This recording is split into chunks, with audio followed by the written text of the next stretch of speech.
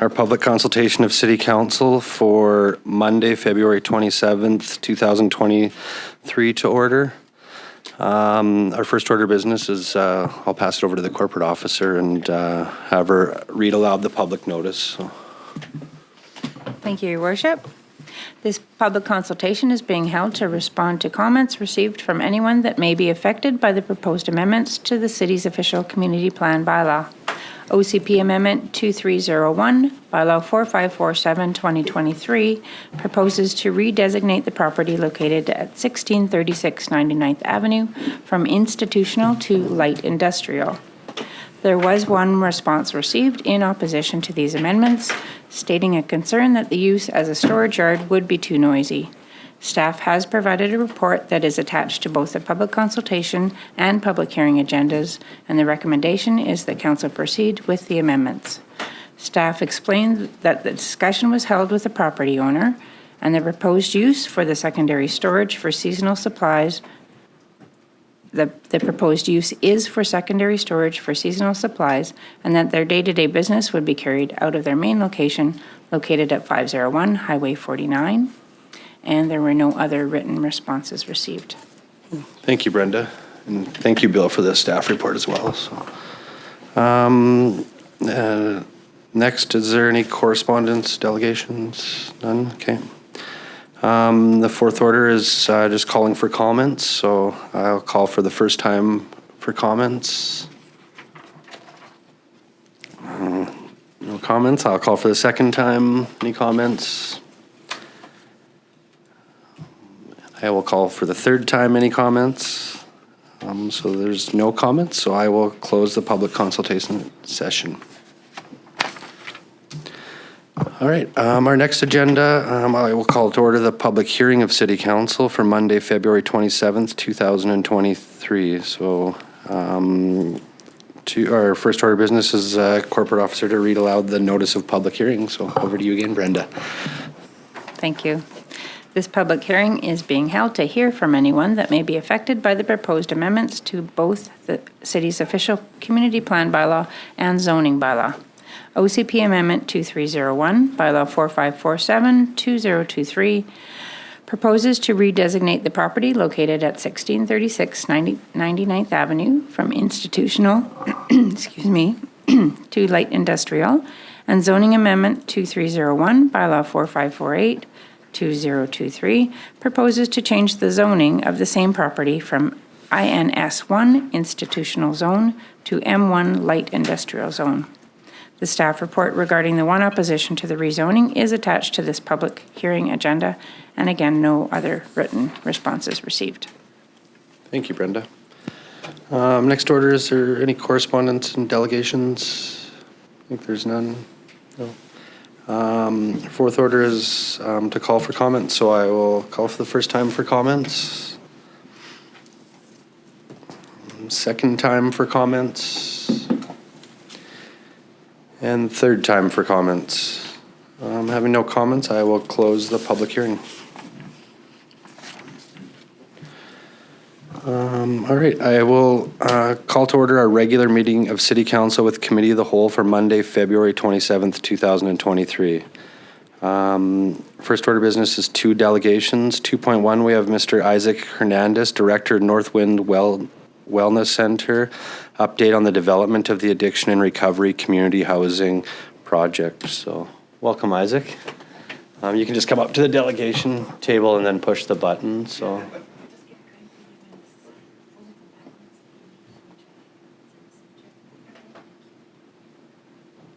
you just got to push the button on the black thing there, Isaac. On the speaker. Yeah, on the mic, I mean. Good morning, everyone. It's a privilege to be here and be able to present you with an update. The purpose of the presentation is just to inform you, and eventually we might be asking for a letter of support from this council. However, at this point, we just want to present this. Can everybody see that very well? I'm blind, so I don't see. Yeah, I can see it, yeah. Okay. Oh, there we go. There you go. Northwind Wellness Center has been operating since 1996. They started in January 22nd here in town, where the main shelters is located now. And they were there for a few years. In 2001, they moved to a property they acquired in Farmington, 150 acres property there. And we've been functioning ever since there. Our main focus of services is for indigenous people. However, since inception, our board of directors negotiated with Health Canada to provide assistance to whoever needs it. All that we ask is that persons that come that are not from an indigenous descent, that they respect our traditions and ceremonies. We do have ceremonies like a sweat, a pipe ceremony, and many others. And a lot of the members of our community comes to those ceremonies just for the event and to learn about indigenous healing traditions. So our program is based on Western best practice, or Western medicine, if you want to call it, as well as indigenous healing traditions. And the purpose is to use the best of both worlds and to serve the people at the level that they are at. Our approach is holistic, meaning that we work with the whole person model, and we work with the person at the level that they are at. For example, if somebody comes to us and says, I'm willing to give up my usage of cocaine, but I'm not willing to stop drinking, we work with that person at that level. And we encourage them to continue working on themselves, on their wellness. So in 2008, I've been working as a director there since 2003. I moved from the Lower Mainland to this area and fell in love with the Peace River Regional District, especially for my health. I had 3 back surgeries, and down south, I was taking painkillers every single day just to survive. And in 20 years that I've been up here, I had taken probably 10. So that's a blessing for me. Anyway, back to business. Sorry. So in 2008, I started to research what the gaps in services were for addictions. And I discovered that both in BC and in Canada, we do have really good programs, whether they are for detox, stabilization, or treatment, or aftercare, as we call it. However, the problem that we face is that all the services are segregated.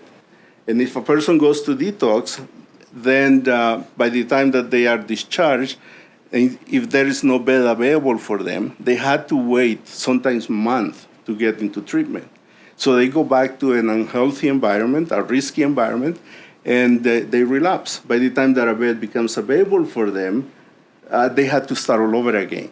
So based on that, an idea came to my mind to have services under all the services of addictions under one roof. And then I started to investigate and discovered that the largest treatment center in the world is in Italy. And in 2014, I was there learning from them. I went for a training and to learn how they do things. And I started to also lobbying for 2 properties that Northern Health was decommissioning here in the area, which were in Puscupi. And in 2015, we were able to acquire one of the properties, which is formerly the Peace River Heaven Care Home. And so that's the property that we own, and we are planning to build this center. For 5 years, we had problems with the mayor because she didn't agree with us being there. And we have, there is a lot of history in that. But in any case, after all, we ended up discovering that Puscupi doesn't have authority to decline a health program. So for 5 years, she gave us a hard time for nothing. And this is all up to the Peace River Regional District to decide whether the facility is built there or not. And now with the new mayor and council, we are able to have a good working relationship. We are just at the beginning of that process, but we are working there. During those 5 years, we were focusing to build a new facility in Farmington. However, we encountered several problems. One of them was water. We have our own water there, and it's quite expensive. And right now, we only have a facility with 10 units for 10 persons at a time. So that was one of the problems. We did our investigation, and at that depth of 100 meters, we were able to discover a volume of 1 gallon per minute. And we need at least 6 gallons and a half per minute in order to sustain the facility. The other problem we faced was that we needed to design a new sewer because our lagoon is not capable for a facility like this one. And the third problem was the three-phase power that we had to bring all the way from the highway to the facility, and that means to install 12 posts. And BC Hydro says it was $50,000 a post. And they gave us a discount because we are not for profit, so they say $30,000 per post. But still, that is quite expensive for us that are just trying to make ends meet there in the facility. In any case, we moved to Puscoopi, and we have advanced in the progress there. We have done our designed permitting already, and our architects and engineers are working right now on the schematic design, as they call it. We just hired or contract a construction manager that is looking into cost and everything that we have that we need in there. The page that you received with the summary, so that has a lot of information, and just the information about the budget is confidential because some of those funders haven't confirmed yet. And once our cost manager comes back with the actual cost, it might increase a little bit or might decrease, we don't know. But that's the state that we are at. So this is just a map of where we are located. So that's the town of Puscoopi. And you can see on Highway 2 there, we have the Norwin Wellness Center site. That's the 23 acres that we acquired from there. So this is an aerial view of the property. And this is this design that we are planning to establish there. How does the pointer work? Okay, so in this area, I found it, thank you, yes. So in this area here will be this is the main entrance. This is one of the issues that we had because the village wanted us to have the main entrance right off the highway. But then when we consulted with the Ministry of Transportation, they said that it's too risky to have an entrance from there because of the shape of the road there. So they recommend that we use the north entrance, which is here. That's the former entrance that the Peace River Haven had. Then the village was concerned about the traffic in there, but we did a study, and comparing the different situations, our traffic will be less than what Peace River Haven had when they were functioning there. So there is not a problem anymore. The mayor and council have approved that, so now that we are working in that with that idea in mind. So in this area here will be our main entrance, and this area, the core part, this is just the first phase. This is a 3-phase project that we have. The aim is to have 120 units in the end, but we don't know when we are going to build the other ones. So at this point, we are just thinking about 60 units with this facility here. So in this core area here will be what we call the Recovery Community Center, and that will be a place where the community can celebrate activities that are known that involve no substances. So we can have different activities that are related to wellness. Could be just a yoga session or a mindful meditation or a Zumba session, whatever the case is. So that will be operating from there, and that will be a service that we will present to our communities around us. So if a person wants to keep his job going or her job going and her family life, they can come to receive services there, but not be in the program, inside. Don't be inside the program. So they can set up a meeting with a counselor and come and talk to them, or they can just come to different workshops, let's say stress management or whatever the case is. So all of that will be taking place here in the core area. This part here that looks like a little bubble there, this is where our detox ward is going to be. Initially, we were thinking, because of the new hospital that is coming up in town, we were thinking to have just a stabilization service. But then a few months ago, we discovered that the new hospital is not going to have beds for detox, that the beds that they have assigned are going to be just for mental health issues. So based on that, the Peace River Regional District has asked us to aim for the medical detox and have the Ministry of Health supporting that, building the facility as at the same time of providing the operations for it.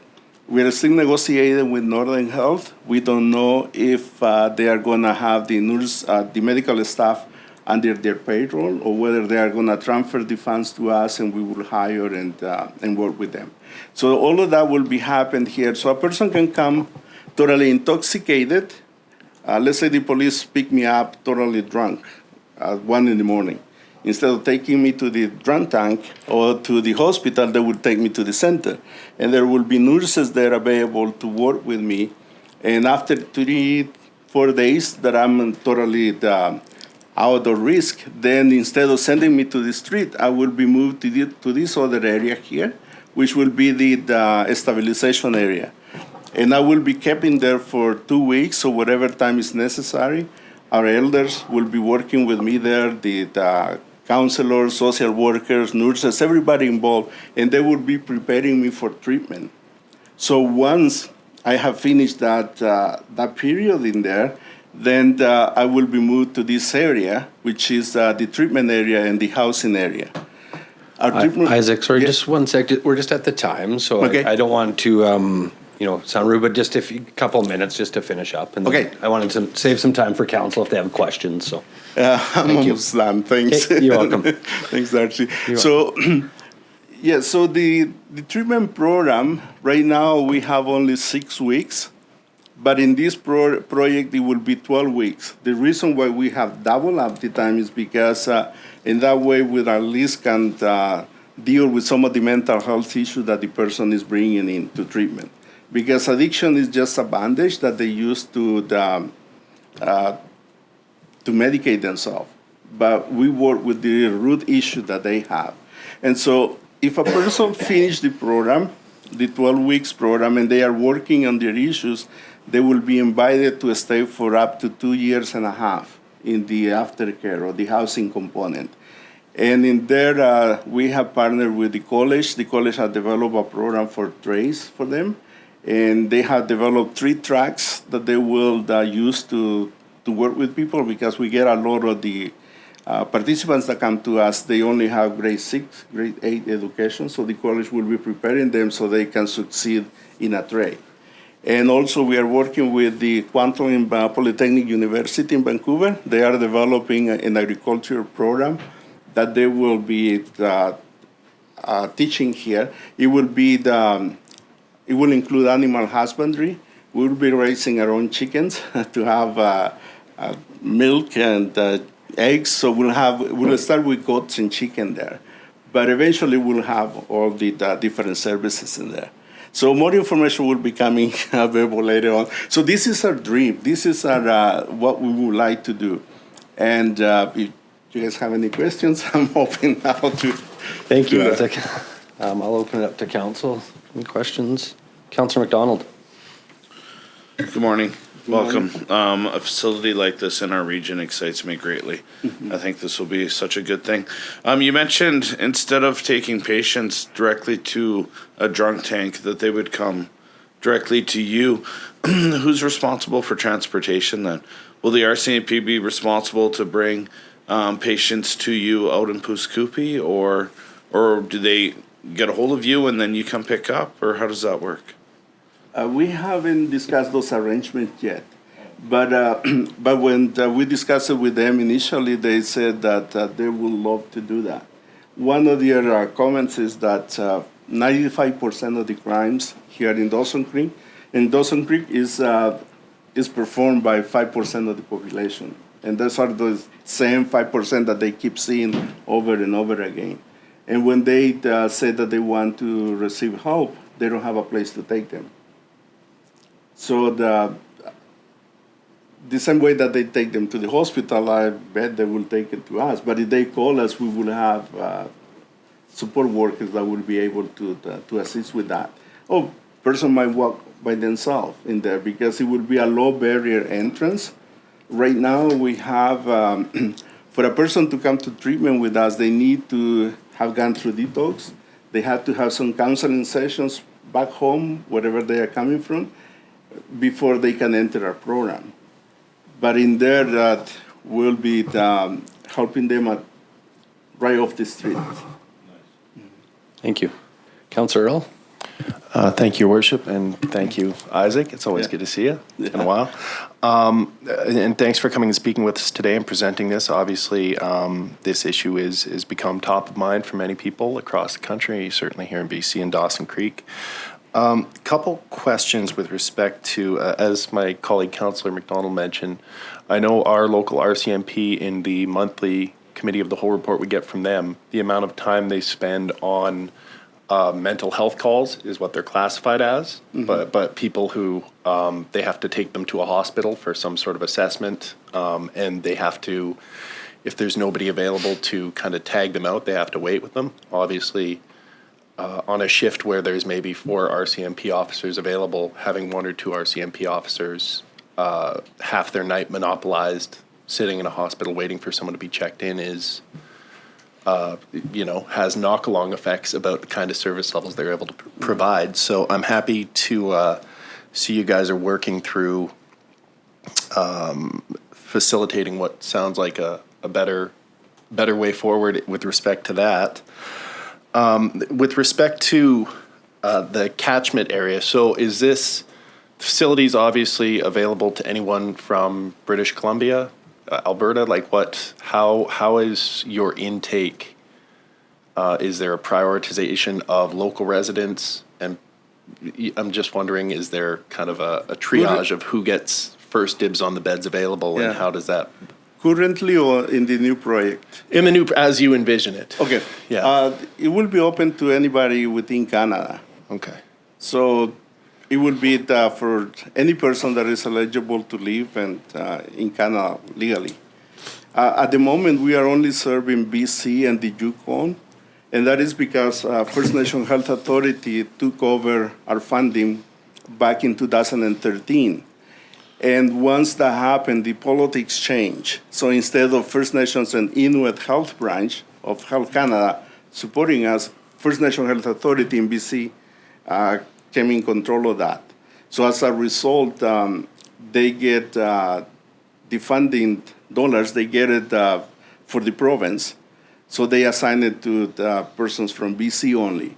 And if a person from Alberta comes to us, then they receive their funding from the First Nations and Inuit Health Branch.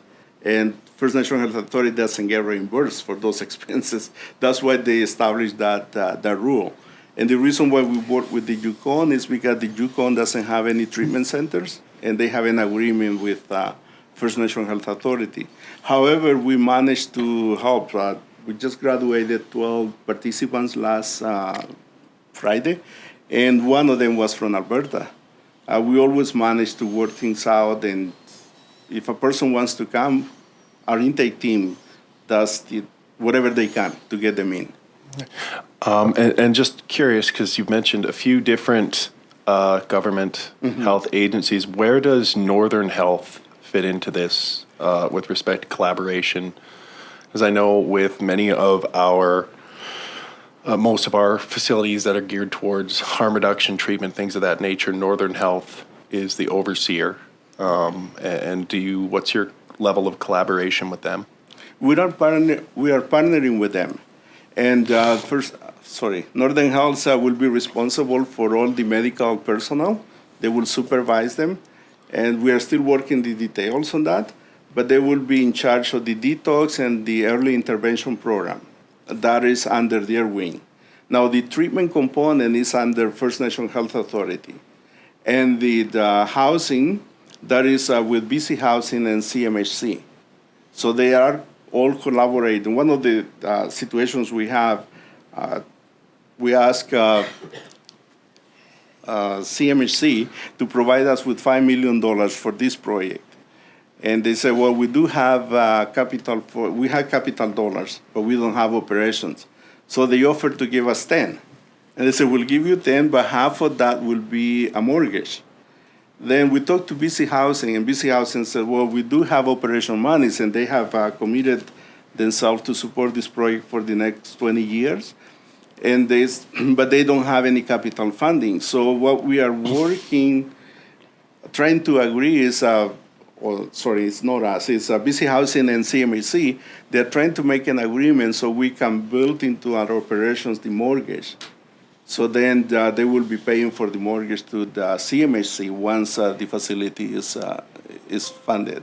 And all that type of cooperations is happening. We are recently we added the Federation of Canadian Municipalities, and we are asking them to be responsible for the Recovery Community Center, which endorses all the programs in the community. So all of them are equal partners in this table. And we have an advisory board that is made up of all these agencies, and that includes the friendship centers. We had invited the RCMP to be there. They are not always there, but they are kept informed of the developments that are taking place. Okay, thank you. Thank you. Councillor Parslow. Yeah, I wish you well with this project. It's Thank you. been asked for and talked about by various First Nations groups I've had dealings with for a decade or even more. So I can just see some of the people I've worked with really cheering this on, and I certainly will be cheering this. I like the idea of this partnership with the college. And one of my concerns, right, and I just wondered about is staffing is always a big issue, and getting qualified staff. Is there an opportunity to have some programs that would, at our local college, develop so that you can have some qualified support staff for this? Because I see with your aspirations, this will be a major employment opportunity locally as well. Yes, it is a challenge. Staffing is a challenge. One of the advantages that we have, especially for the medical personnel, is that, let's say a nurse that comes to work with us, she will be totally dedicated to the addictions work. One of the problems that we hear constantly from them is that some of them come with that mentality, that they come to do that work. But once they get to the hospitals, then they are placed to multitask and do a lot of things. And then they don't like the cold weather or whatever, so they go back south. However, having a dedicated work, we have discovered that is an incentive for them. Northern Health is also doing some arrangements with the hospital in Fort St. John because it is a training hospital. So they are trying to see how we can network with them. So the doctors that come to do their practicum there can be part of this project as well. Same with the nurses. So there are a lot of initiatives in place, but we are just beginning to develop this. And in terms of training personnel, we have a team of 39 volunteers in the area. Some of them are teachers in the college, and they come and do clinical counseling with us. They help me to supervise the master degree students that are coming from universities to work with us. It's a little bit tougher, but we're getting there. And I understand the challenge. That's something that we are discussing in depth. Another piece of information that is 3D8, all the chiefs and councils of 3D8, they just addressed our premier with a letter urging him to approve this project. So we have submitted that correspondence to the premier as well as the different ministers.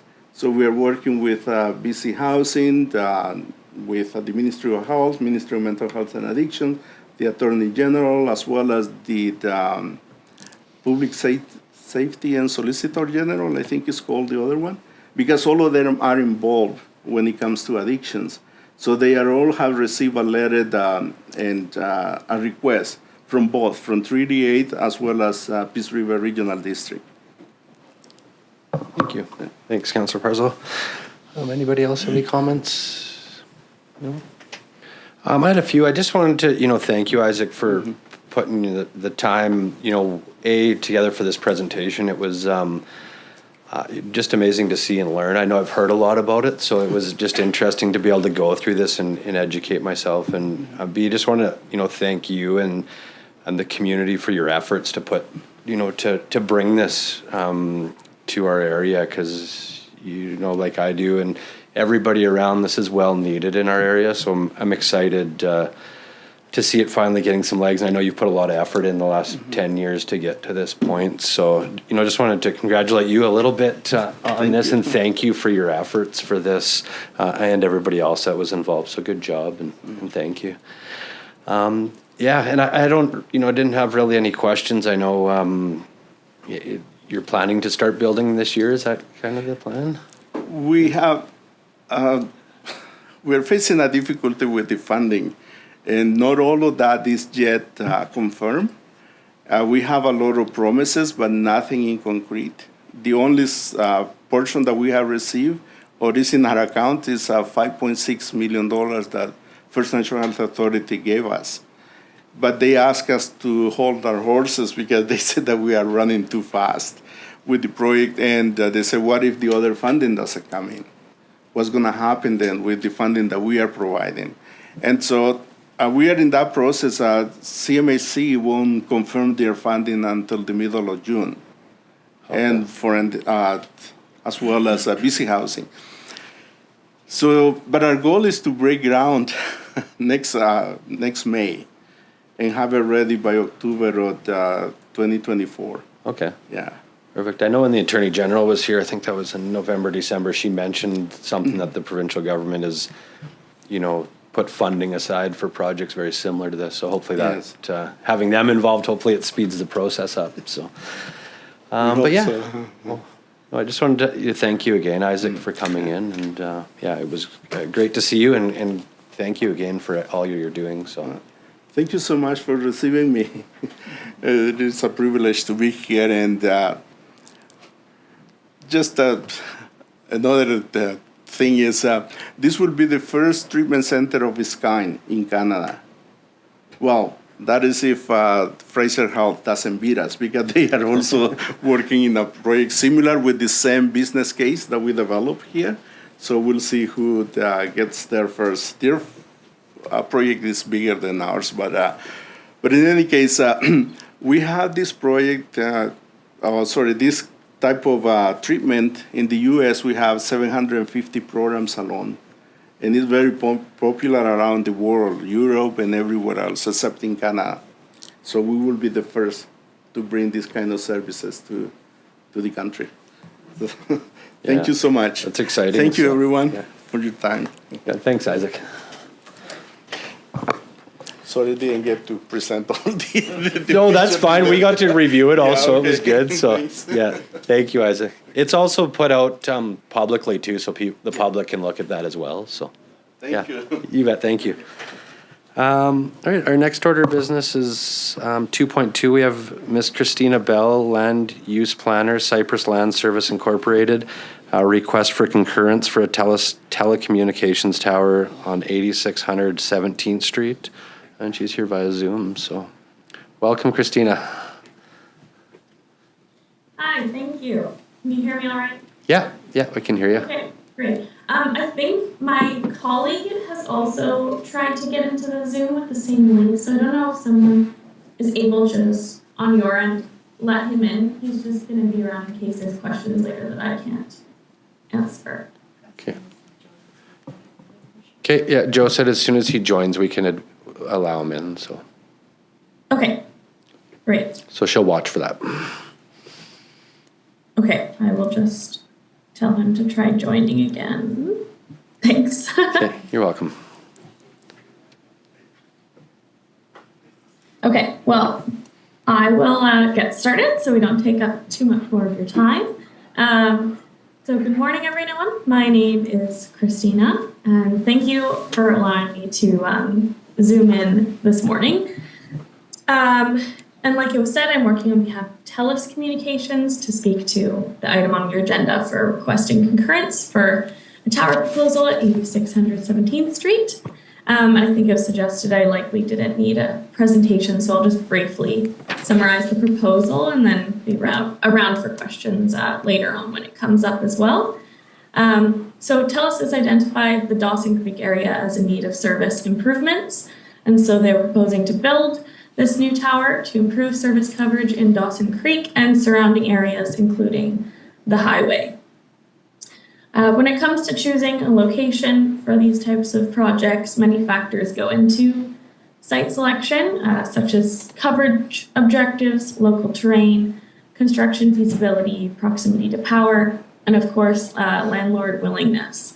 So in this case, TELUS has entered into an agreement with a private property owner just north of central Dawson Creek. Telecommunications proposals such as these are regulated by Industry, Science and Economic Development Canada, or ISED. But ISED does require that carriers consult the local land use authority and the general public when proposing these new installations. So even though they are regulated by ISED, we do require concurrence from the City of Dawson Creek for this proposal. So with the specifics of this proposal, it's for a 60-meter self-support tower with a fenced equipment compound occupying an area of 20 by 20 meters. There are drawings and a photo simulation that was done, which were provided in the request for concurrence, and I believe they're in the report as well. And this tower is sited about 170 meters just off of 210 Road. It's sited away from homes as much as possible while providing residences with more dependable wireless services.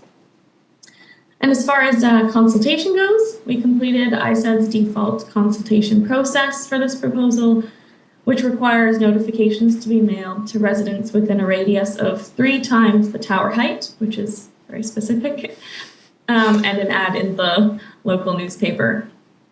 So within that notification radius for this tower, 13 residents were notified and a newspaper ad was placed. But we received 0 comments from the public. The comment period closed on January 20th, so we are now requesting concurrence for the proposal.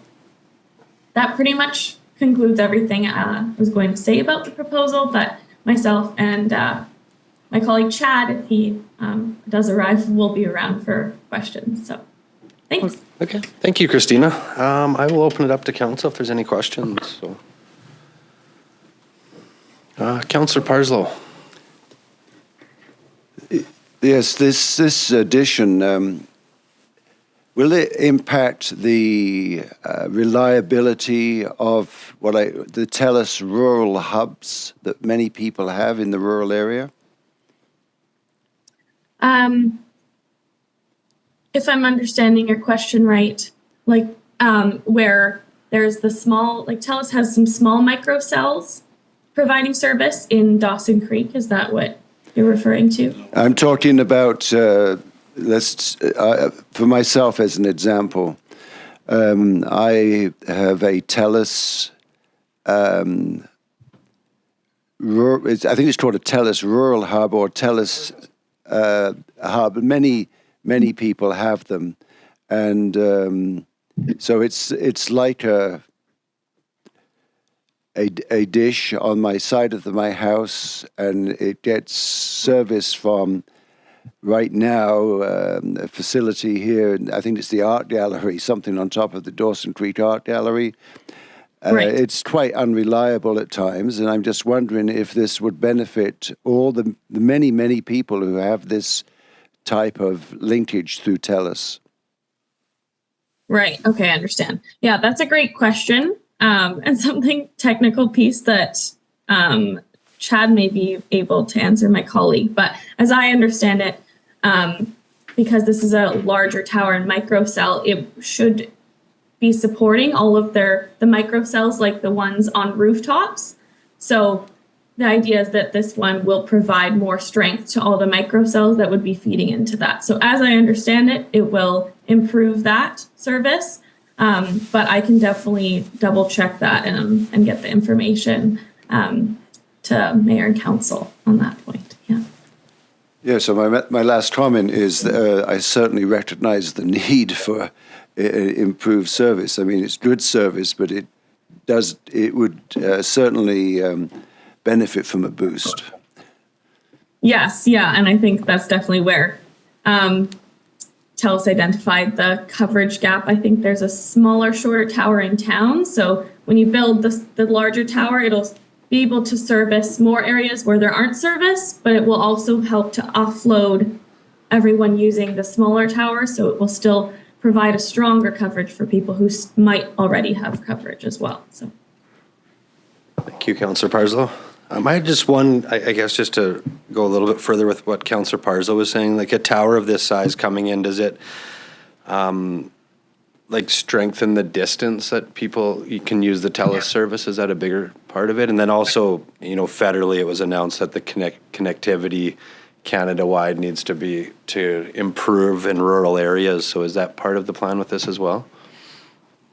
yeah, yes, definitely. And like you mentioned, that is a reason for the height. So essentially, the taller the tower, the farther it can reach. And so I believe, Dawson Creek right now does have smaller installations on rooftops and the small tower within town, which is great, but those only reach so far. So the height and the antennas being at about 60 meters allows it to project much farther. So you'll see in rural areas, a lot of the time, you'll install a taller tower so it can reach many more kilometers than the smaller installations can. So that is the reason for the height of this tower, essentially, is to service more of the rural area. Yeah, okay. Yeah. Thank you, Christina. If there's no other questions, I just wanted to thank you for being here today. I know we have a report later on today to deal with this, so we will do that and get back to you then. So thank you very much for your time and have a great day. Yeah, great. Thank you so much. Would you like me to stick around if there's questions for the item, or you can always reach out to me if there's questions at that point? Yeah, no, that's fine. Yeah, we'll have Okay. that. So, yeah. Okay, great. Thank Thanks so you. much. You bet. Have a great day. All right, our next order of business is 3 late items. Are there any late items? There's no late items. 4 new councillor business. Councillor McDonald. Thank you, Worship. I actually think it was. Hey, It's kind of nice with the one set of lights on. just wanted to reflect on a couple of things I attended back in earlier February since our last meeting. Wanted to send out a huge congratulations to Chelsea and Derek and the staff at the Memorial Arena. The Mile Zero Figure Skating Club hosted the annual Totem Figure Skating competition, and Chelsea and her team had to go through a very tough night of hosting a Senior Canucks game Thursday night to flipping the arena around to be able to host Mile Zero, to host a figure skating competition the next day. They did a wonderful job. The level of service, I believe, was outstanding. They reflected greatly on our city and the rec center or the rec department, sorry. I just want to send out huge congratulations to them. And just to reflect a little bit on the size of some of the competitions and tournaments our community hosts. The Mile Zero Figure Skating Club hosted 21 different clubs from Saskatchewan to the Yukon for this competition. Just under 300 competitors, 12 judges, 6 data specialists, including Olympic caliber judges. They gave over 300 plus volunteer hours to our community to host this competition. And it just a reminder to us all, I believe, that, youth sport and their competitions and their tournaments and everything else is, everybody likes to use the term sport tourism. And I believe that's the true sport tourism for our community. We hosted, like I said, 300 competitors, almost 20 officials for a full weekend, Thursday, Friday, Saturday evening.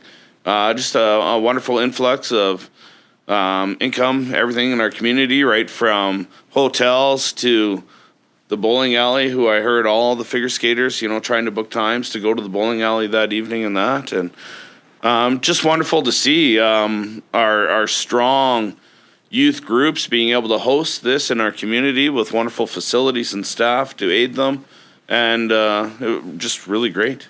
Just really great. Also, February 14th, 15th, with Mr. Bill there, I got to attend the local Leadership United, which was hosted by the Community Action Initiative from the BC government. It was a wonderful roundtable of local leadership. I attended on behalf of ourselves. The chair of the PRRD was there. Mayor Puskupi was there, and it was just to have a wonderful roundtable educational period with local leaders here from Nawaka and Spickers, BC Housing and more to discuss the opioid crisis in BC and further how it relates to us specifically here in our region and our community. Very educational. I learned so very, very much attending that.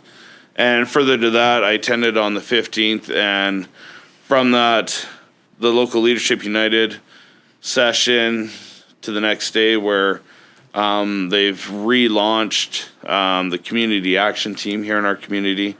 I think there's 18 local community members that are going to be on this action team, just getting restarted, reinvigorated to help find us a way to help those in need in our community. I think it's moving forward in a great direction, and I look very, very forward to being a part of that. So congratulations to them all. And what a great job they are doing in our community. Thank you, Councillor McDonald. I couldn't agree more. Thank you. Councillor Apollonio? Just reporting, okay. Last February 11, I attended, volunteered for the AgroConnect. I think with Councillor Earl in the morning, and I'm in the afternoon. So it was a good turnout. Good to see that people are gathering together, especially I think it's the first AgroConnect in Dawson Creek. So nice to see vendors and of course the city participating in that aspect. So at least we're encouraging agriculture to be more recognized in the city. Second, of course with Mayor Darcy last Saturday, we opened a new financial group, which is for financial literacy at the Chamber of Commerce building last Saturday. And of course, I attended the week of, the business owner of Mengfan, Mr. Arthur Zhang, and the family extended their thanks for the condolences. Yeah, I think, of course, as part of the Filipino community, we're having again the Sports Olympics, which is, I think, in this way, speaking of Councillor McDonald's, that, the sports of Filipino is getting more recognized or more getting bigger. So we're hosting that March 4 until April 8. So it's like 1.5 months on the weekend. So you are invited to come. That's it. Thank you, Councillor Apollonio. Any other new councillor business? All right. Next order of business is 5, adoption of minutes. So 5.1, we have the minutes from the regular meeting of council, February 6, 2023 for adoption. Councillor Earl, second Councillor Kemp. I'll call that to vote.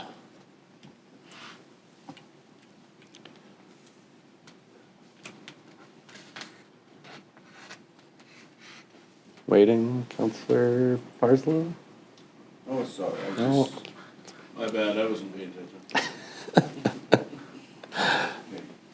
The vote is closed. It's carried. Did you want to speak, or did you hit the wrong button? Thank you. Any business arising?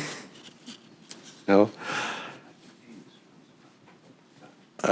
7 correspondence. 7.1, we have email from Tanya Chow, received on February 4th, 2023. The BC nurses highlight neutered unions.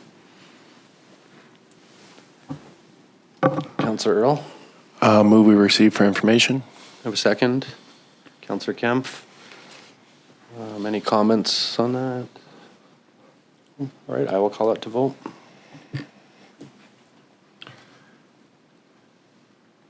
Vote is closed. It's carried. Next order of business is 7.2. We have email from Ben Pyers, February 6, 2023, regarding the request to advocate for all-inclusive provincial name and flag. Councillor Parslow? I'd like to move that we receive this for information. Thank you. Do I have a second? Councillor Earl? Any comments on that? No? Oh, did you want to comment on, just on receiving it for information? Well, it's an interesting concept, but I think it's beyond our purview to deal with this matter. Thank you, Councillor. All right. I will call this to vote. Vote is closed, and it was carried, I believe. Yeah, carried. Next, 7.3, we have email from Nadia Ali, a Marketing and Communications Coordinator, the Parkinson's Society of British Columbia, received January 26, 2023, regarding the landmark lighting request.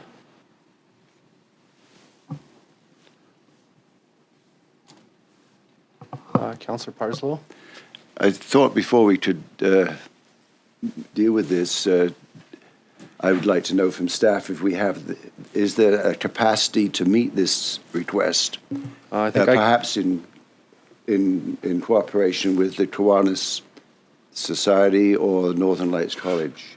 Yeah, I think I've had some dialogue with Kevin, and we've had quite a few requests for this over the last year.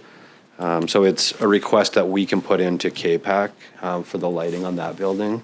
But I was also thinking it might be worth for staff's time is that we maybe put a policy forward when we get these requests that it doesn't need to come to council. Maybe it could come to council as education so we know. Information. But allow staff to make these decisions without coming here, so. Well, if I may, I'd like to move that we try to accommodate this request. Okay. Do I have a second? Councillor Sudnick?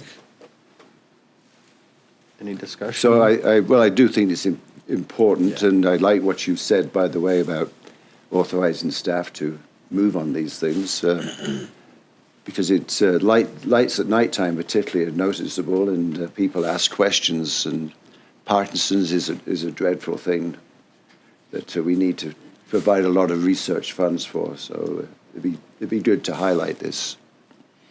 Yeah, thank you. I agree. Any other discussion? No? All right, I will call this motion to vote.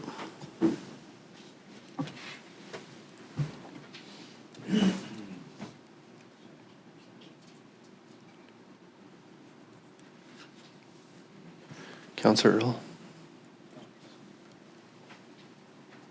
And the vote is closed, and it's carried.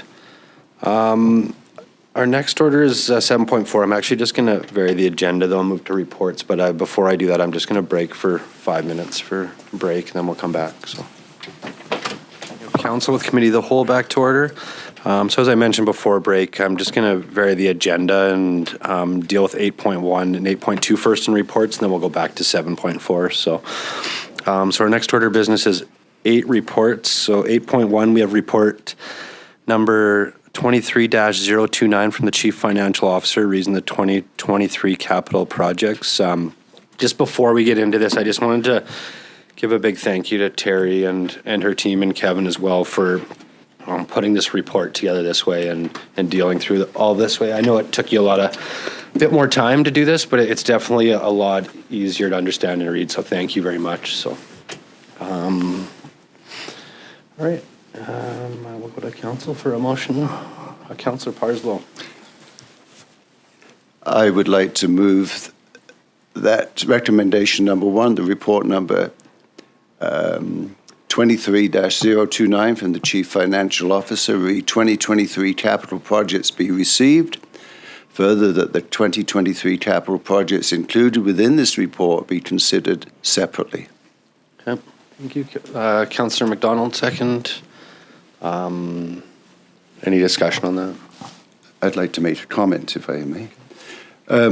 I really like this approach because from time to time, and this is not a criticism of staff at all, in previous budgets, things have happened and I swear I did not know those things were in the budget. And so my comment as the old timer here is beware what you approve in the budget. Check everything. You might get some big surprises, which were not intended, but it's just lack of our due diligence. It's not a shot at staff at all. Thank you. Great, thank you, Councillor Parslow. All right, any more discussion? I will call that motion to vote. Vote is closed, and it's carried. Councillor Parslow. I'd like to kick this off. I'd like to move recommendation number 2 that the $25,000 included in the 2023 capital budget for the disc golf expansion project be approved. Do I have a second? Councillor McDonald? Speak to this, if I may. Yes. This is one of my delights to see the disc golf phenomenon in Dawson Creek. And it engages a lot of different people. And again, is speaking to what Councillor McDonald said about these sporting events. Having this capacity will enable the community to host some of these interregional disc golf events, as well as adding to an inexpensive sport being offered in our parks. Great. Thank you, Councillor Parslow. Councillor Earl? Thank you, Worship. Yeah, just to echo the sentiment, I'm always impressed with the how much the local disc golf organization does with their limited resources. I think this is the first time in my recollection that they've asked for any real significant financial input from the city. And the fact that it adds value to our existing parks at a nominal cost to taxpayers, I think is, a win for everyone across the board. Is how can we get more value out of existing assets? So I'm happy to support it, and I hope, as they said, this will enable them to host larger, more prestigious tournaments that'll hopefully pull people from farther away. So that's good news. Thank you, Councillor Earl. Councillor McDonald? Thank you, Worship. I was just going to say, echo everything that's been said already. The Disc Golf Association in our community is amazing. They're hardworking, self-driven. I agree this is the first time they've asked for money from this council. And I'd just like to point out, the Disc Golf Association has supplied our library with packages so that anybody can go out and play. You go out to the library, you can just take out the discs, play around, and return them at no cost to anybody to introduce yourself to this wonderful sport that you can play from youth to senior. I've played with my children. I've played with my mother-in-law. It's a great sport, and I think it's a wonderful use of our parks. Absolutely. Thank you, Councillor McDonald. Yeah, I couldn't agree with more than what all of you said, so thank you. All right, I will call this motion to vote.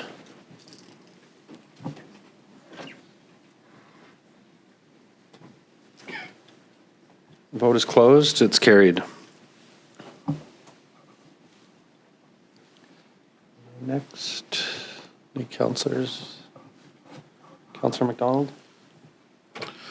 I'd like to move that recommendation number 3, that the $126,500 included in the 2023 capital budget for Christmas decorations Phase 2 project be approved.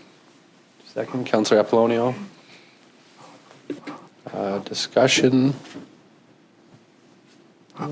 I will call this motion to vote. Oh, sorry, Councillor Earl, did you want to? Just a quick question. Yeah. Through you to staff. So I know we all got to see this year firsthand the first year Phase 1 Christmas decorations. So just for my own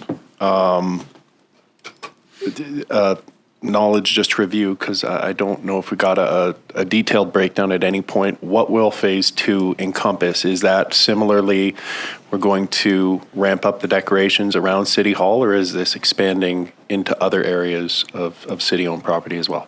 I'll put it through to staff, but I'm pretty sure it's NAR Park that we talked about in front, but I'll let Shante speak to that.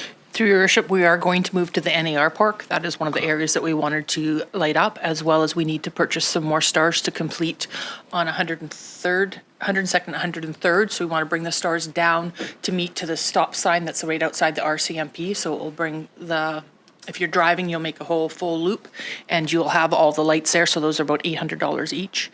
And then the NAR Park will be with lights on the building. We'll be getting those lights sooner than later on the building. And if this is approved. So that will be the next phase, and then looking at some more items that will enhance City Hall and NAR Park. Thank you. Thank you, Councillor Earl. Thank you, Shante. Councillor Parslow? Yeah. So I'm all for this, but the NIR Park, the art gallery, lights are going to be, is there going to be some of these laser lights displays on those? And because what I'm thinking, or what I've seen in some other communities, is they have them and Christmas greetings, but also in the indigenous languages of our area. And if that's possible, I sure would like to see that being looked at. It's quite easy. I don't know. I have on my keyboard, because of my work for the Doid River First Nation, I have a beaver keyboard. So I can write out anything, right, using the beaver symbols that they give me. I mean, they give me what to write. And I would love to see if that can be investigated, because we also have, many other indigenous groups here, not indigenous groups, but the Filipino community, the South Asia community. It's just to try to show try to be inclusive, right, and welcoming to all. So that's just, I guess, I'm supporting it as it is, but I'm wondering if that feature could be explored. Thank you. Thank you, Councillor Parslow. Shante, did you want to talk to Through your worship, so one of the things is I just want to confirm too. So where the museum, where the tourist is where the lights are going. It's not necessarily going to be on the art gallery. So I just want to confirm that that's where that's at, because they're come in strings of 500 lights. We can definitely look at, through the company that we purchased the lights through, they have, it would go on City Hall, so it would post on City Hall, and it would have snowflakes or whatever it has. So we could look at bringing in everyone and wishing Merry Christmas in different languages and that kind of stuff at both NAR Park and the City Hall, and it would be on the backdrop, so when you look back, it could rotate through there. We just need to figure out where we put it. One of the challenges we had with City Hall was to put it so it wouldn't get vandalized. So we just need to figure that out, but definitely we can look at that, and we'll put that on our list when we start looking to figure out how we can incorporate that. Okay, thank you. Great, if I may comment, but make sure that we, at least for the Beaver people, we use because there are also Beaver groups in Alberta, and there's some slightly different language use. So maybe check with me, and I'll check with the cultural group in Doid as an example. Through your worship, when we'll work with whenever you're doing the acknowledgement and all that kind of stuff, we'll figure out what all council would like to have before we put it through. Thank you, Shante. Thank you, Councillor Parslow. Councillor Apollonio? Okay. Thank you very much for this idea, Ms. Shante. Echoing about Councillor Parslow had said, I think if I'm understanding it right, maybe we can use the art gallery, the whole building, like a canvas, like of just those lightnings thing, like the museum, yeah, the whole like a backdrop for those lights maybe, or we can also play some music, like different music from the indigenous or from other cultural, while during the Christmas season. So through your worship, we'll look at that. Just with the art gallery, I'm not sure how we'll be able to do that part, but we will look, definitely. Make sure that staff will put in the notes and make sure that we start looking at those that right now, and then we'll work through the CAO and the mayor and you guys to figure out. Thanks. Shante, just maybe with new council here, could you just explain, or Kevin, either, like in this process, so for example, say this gets approved, does staff just take it and do it? Do they bring it back to council to educate them on what the plan is, or what's, just so everybody kind of understands how the process works? So through your worship, once this is approved, staff are going to go away and execute on that. If if there's a need to come back for a decision point, often that might be a budget decision point, we would do that. And my thought on this particular one is we've council was talking about maybe adding or changing a few things. We'll work within the budget we're given. If for some reason that we can't deliver on what council's wanting, then we would come back and say, we were unable to facilitate for the X amount of money. Your options are we can increase that budget or eliminate something. But that's typically the process. Thanks, Kevin. Councillor Earl? Thank you, Worshipman. Just Kevin's and the conversations we've had have just given me something to think about, and maybe not as relevant to this item, but for future initiatives. So this is a phased spend on a single project over a number of years, and I think the 126.5 number falls underneath it's within the department head's discretion to purchase without coming back to council for approval. Does that create any, given that we've broken out the same project into different phases, could this conceivably in future years be used by council to do an end run around, or not that a staff member would do, but I'm just thinking and sorry if I'm being particularly litigious on this, it's one of those things that occurred to me, and I want to make sure we're not creating a precedent we might, or some council might someday regret us doing. Right. So through your worship, obviously council approves the initial budget. The purchasing policy has amounts established in there of whether it needs to come back to council for final approval after we've solicited pricing and doing that. The policy also has language that does not allow staff to break up a larger project into multiple smaller projects, just simply to try and avoid that. So that's certainly not the intent. Okay, yeah, and I don't think it is on this. There was a reason we did it in a staggered annual spend, but I was just thinking in future years we might, anyway, thank you. Yeah. Thanks, Councillor Earl. Thanks, Kevin. All right, any more discussion? I will call this motion to vote.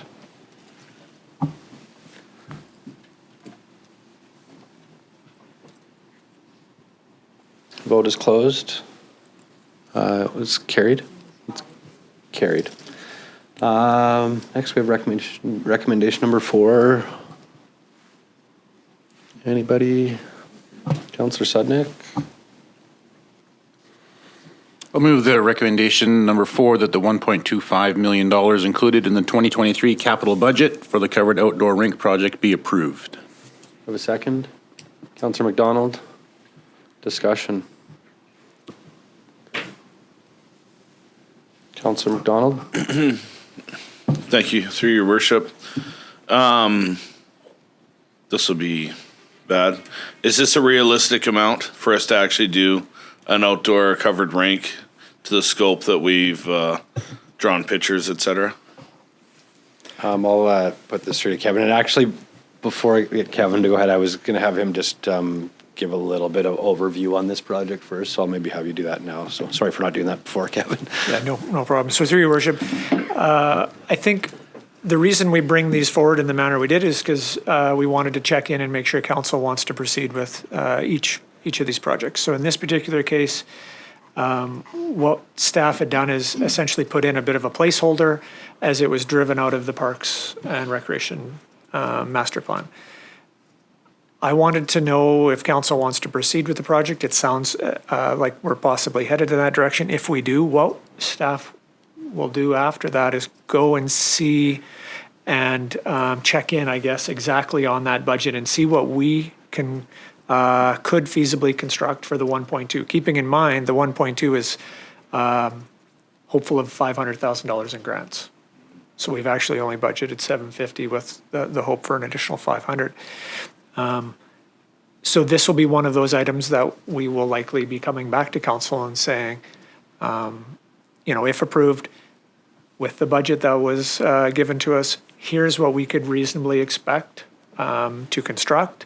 Our intention would be to do the planning work in 23 and likely construct in 24 because I believe it's probably impractical to think that we could do all of that within 1 year. And so yeah, first check-in point would be to see if we can get what we believe we can for the budget that's in front of us. Thank you. So I guess, Kevin, with that being said, would it make sense, like if this realistically couldn't be built this year, but it was something council wanted to do, would it make more sense to have a motion to put that council is, for this project moving forward and put $750,000 into our asset management reserves for this project for next year? Or is it better to keep it this way? So through your worship, if we keep it the way it is, as we move forward, it gives us the budget to work on any expenses we have in this year as we go through the planning process. And then it would be Okay. automatically carried forward to 24. And through the budget process for 24, if we determine that for some reason that let's say it's not enough or we don't get the grants and council still wants to proceed, we'd have the ability to budget additional monies to add to it. Or at that point, there might be a further decision point. The council says, well, this is more than we had anticipated. And then you'd have those options of saying, do we have other projects in the hopper, so to speak, that maybe are a priority, or we could reallocate or put into reserves. Okay. And then maybe if you just wanted to add to, you did mention about that if this was approved, you'd have staff go out, but you're just going to have staff go out, right? You're not going to get any professional consultation or spend any money until you got a better understanding? So at this, through your worship, at the early stages, we'll just do an internal check and get a sense of whether we're in the ballpark. If we believe that the budget is adequate, then we will need to do scope out what some design services would cost and things like that. Move forward. Okay. Thank you, Kevin. Councillor Earl? Thank you, Your Worship. So one, and I don't expect anyone to know this because it's not that far down the trail yet, but one thing with respect to this is I understand obviously an outdoor ice surface isn't going to have the same kind of operational and maintenance requirements as an indoor ice surface. There is an implication to our operational budget for an item like this, and even the previous item we voted on, the Christmas decorations, right? Those take staff time and effort to, administer and put up. And one thing I do worry about, not necessarily right now, but in the long run, and where I think previous councils have gotten into trouble budget-wise, is a capital spend without fully understanding the operational implications of building that. So I'm just wondering if, as staff goes out to price out what they can get for $1.25 million, do we have an idea of what it costs to operate this? So through your worship, in the 2023 budget, we had originally included, I think, just over $17,000 in operational expenses, because at that time when we put it in, we were anticipating that this project may be constructed and, let's say, operational this fall. I don't believe that will be the case, but so yes, we had allocated some operational funding towards that. And as we get into it, that may be adjusted one way or the other, but that would come back to council and, as we look forward to the 24 budget. And there, once we get a better sense of a concept and what will actually be there, then we'll obviously be much better to, budget the operational aspects. Thanks, Councillor Earl. Thanks, Kevin. Councillor Parslow? Yeah, I'll be voting against this one. We've received reports about the condition of our multiplex. We know we have a tremendous amount of assets that we need to spruce up. I'm going to say that we need to put what funds we have set aside so that we can adequately maintain or replace our assets. Add in yet another asset when we can't maintain our existing assets. It seems to me that to be very unwise. I don't see any pressing need for this. I do see the need for us to plan to replace some facilities. I do see the need to get as much life as we can out of our multiplex by having annual infusions of funds for maintenance there. I do see a lot of projects within this particular capital project that are replacement. and improvements, and I support all those, but I will not support any additional assets while we can't maintain our existing assets, while we're struggling to find funds to fund our capital asset plan. It just seems ludicrous to add another asset. Thank you. Thank you, Councillor Parslow. Any other discussion? I have just a few on this one from myself. I think that piece of property downtown is a great central piece in Dawson Creek, and I strongly believe that in order to bring our community together, that having some kind of facility there, is a big part of the future of Dawson Creek and bringing like the multicultural, community, bringing everybody together. Is it an ice rink to me? I don't know what it is, but I believe this has more of a purpose. It's not just going to be about a rink there, and we'll see where it comes in at. But I really believe that having something down there on that piece is very central to the whole community and can help bring the community together. I do, Councillor Parslow's bit a little bit, like I'm a strong believer that everything that we have, we should look after and make it the best that we possibly can. So, I agree in one aspect of not adding new things. Like I like adding parks or fixing things up and making Dawson Creek the best that we can possibly be before we grow it outside. This might be the one exception, that piece of land, because I think it's in today's world where we're at and everything that's going on, I just believe it being like a centerpiece, something that's down there that can really be utilized by everybody in our community, not just ice skaters, but everybody that can use it and really, centralize in gatherings and bring people together. So for that, I'm in favor of it. I'm curious to see where it comes in at dollar value, and I think I have a feeling we'll be having more discussions around it, but yeah, so that was my 2 cents on it.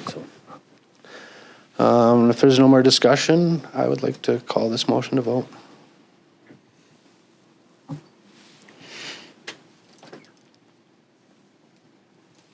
Vote is closed, and it was carried.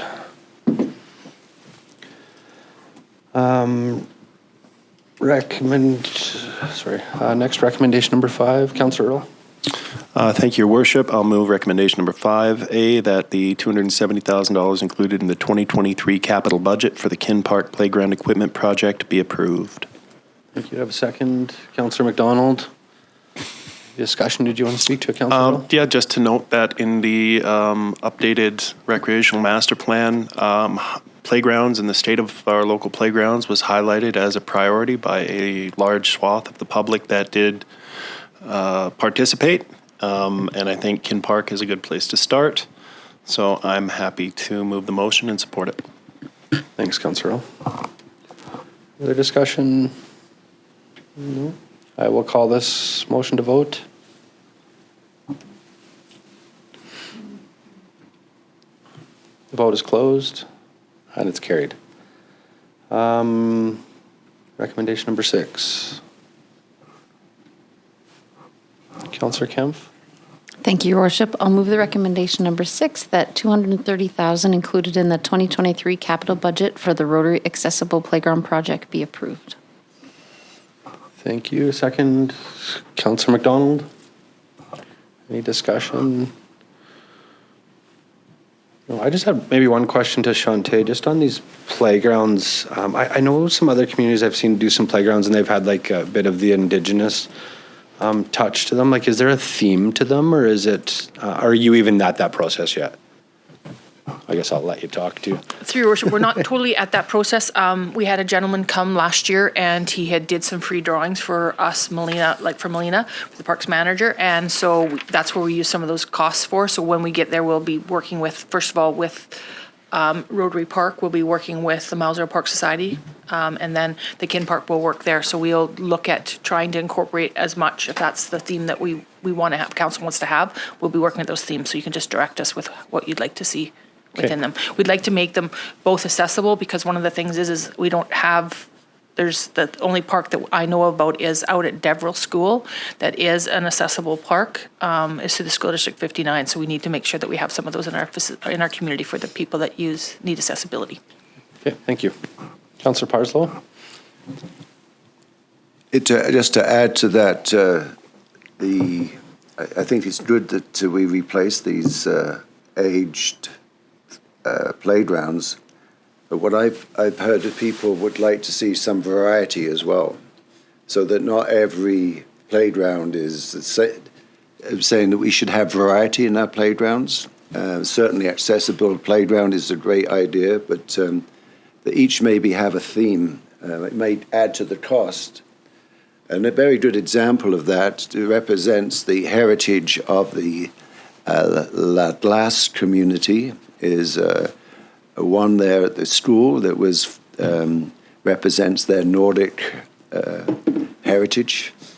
And again, this is an opportunity to engage our Indigenous community and so on. So this would be this is exactly what I'm talking about, improving the look of the community and the feel of the community with what we have. Thank you. Thank you, Councillor Parslow. Any other discussion? I will put this motion to vote. Lost my words there for a second. Vote is closed. It's carried. Next, we have recommendation number 7. Councillor Earl. Thank you, Your Worship. I'll move recommendation number 7A at the $150,000 included in the 2023 capital budget for the Park and Facilities Office and Storage Project be approved. Second, Councillor Sudnick. Discussion. Councillor McDonald. Just out of curiosity, Northern Health has that amazingly large covered structure beside the hospital right now. Is there any possibility for us to discuss with them of us taking ownership of that building for future storage? So through your worship, absolutely. I mean, we can always follow up and see maybe what their plans are. And likely that's a few years down the road, but yeah, it's always worth the conversation. Thank you, Councillor McDonald. Thanks, Kevin. Any other discussion? No, I will call that motion to vote. Vote is closed. It's carried. Next, we have recommendation number 8. Councillor Parslow. I move that the $100,000 included in the 2023 capital budget for the sports equipment for indoor and outdoor facilities be approved. Second, Councillor Sudnick. I can speak to this. Yes, go ahead. This is linked to the need to be able to adequately store flooring that hopefully will be installed very soon. But it just need to be stored from time to time, so we need that facility. Thanks, Councillor Parslow. Shante, would you want to just give a quick update on? I know that sports flooring was it was shipped here. It wasn't the right stuff. It's been shipped back. Do we know where that's at? Through your worship, so what happened is the first set of flooring that we purchased came in 6 by 8 foot slabs, and when they got set together, they weren't safe, so we brought a couple user groups down to look at that, so we returned that because it was a manufacturer challenge. So we're in the process of getting 3 flooring pieces of. No, we didn't just want the little pieces, so we tried for 12 by 12 foot, but they sent us a 6 by 6. So right now Tyler Hopkins has it at the Oventive Center. So we're going to bring a few user groups in to look at that to determine what flooring we're going to purchase. Once we get that, then we'll have that hopefully in the next 2 months after we determine what flooring we'll be using, that it will work with the users. And then this next part is for the flooring and the storage of the flooring, and part of this funding is also for the outdoor. So we're going to be doing the basketball court at where the tennis court is, so we need to buy the equipment for that, and whatever else we need for the tennis and pickleball courts, that's where the $100,000 will be. Okay, thank you very much. All right, if there's no more discussion, I'll call that motion to vote. Vote is closed, and it's carried. Next, recommendation number 9. Councillor Earl. Thank you, Your Worship. I'll move recommendation number 9A that the $6,286,405 included in the 2023 capital budget for the Harvest View Multi-Use Trail Project be approved. A second. Councillor Kemp.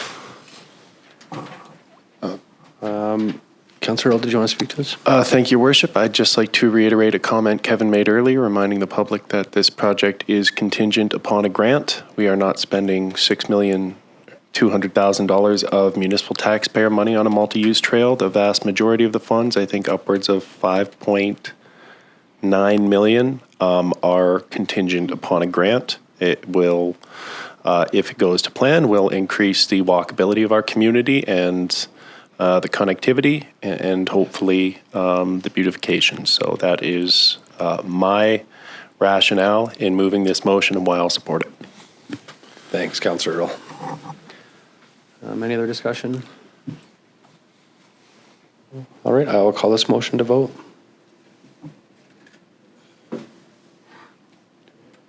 It's carried. Next, we have recommendation 10. Councillor McDonald.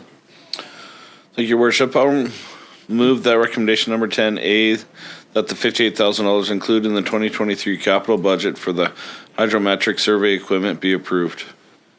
Second, Councillor Sudnick. Any discussion?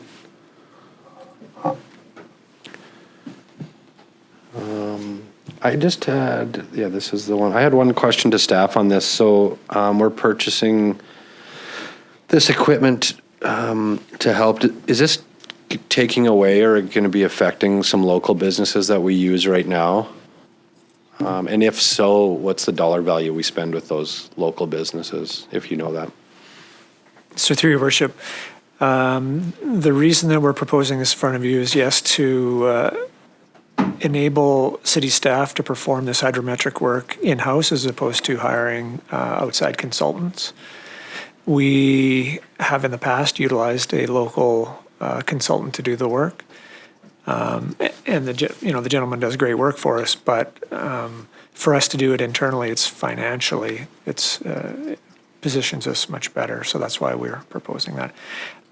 The value, I don't have that in front of you of what that spend would be, but this particular individual we do use for other things, so it's not this wouldn't be the sole purpose that we use the consultant. There's other things, so there would still be work that we would be utilizing this person for. Okay. I guess sometimes with these, I look at being a city and an entity like we do want to make sure that things are the most efficient that we can for sure. But sometimes it's tough when we're taking jobs away from local citizens or taxpayers. So that's why I just wanted to ask that question. So thank you. Any other discussion? No, I'll call that motion to vote.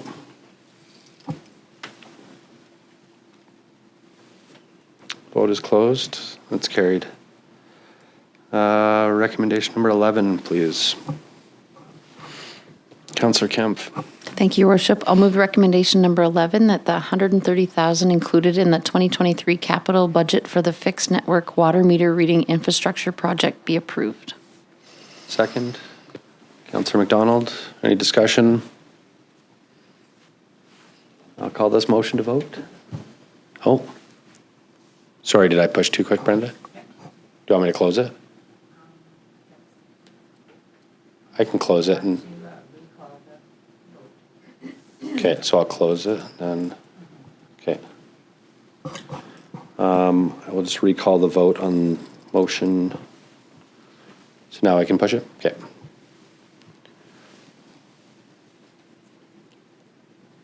Vote is closed. And it's carried. Recommendation number 12. Councillor Apollonio.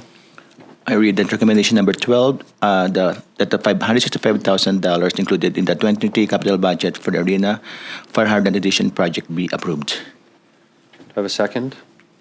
Councillor McDonald. Any discussion?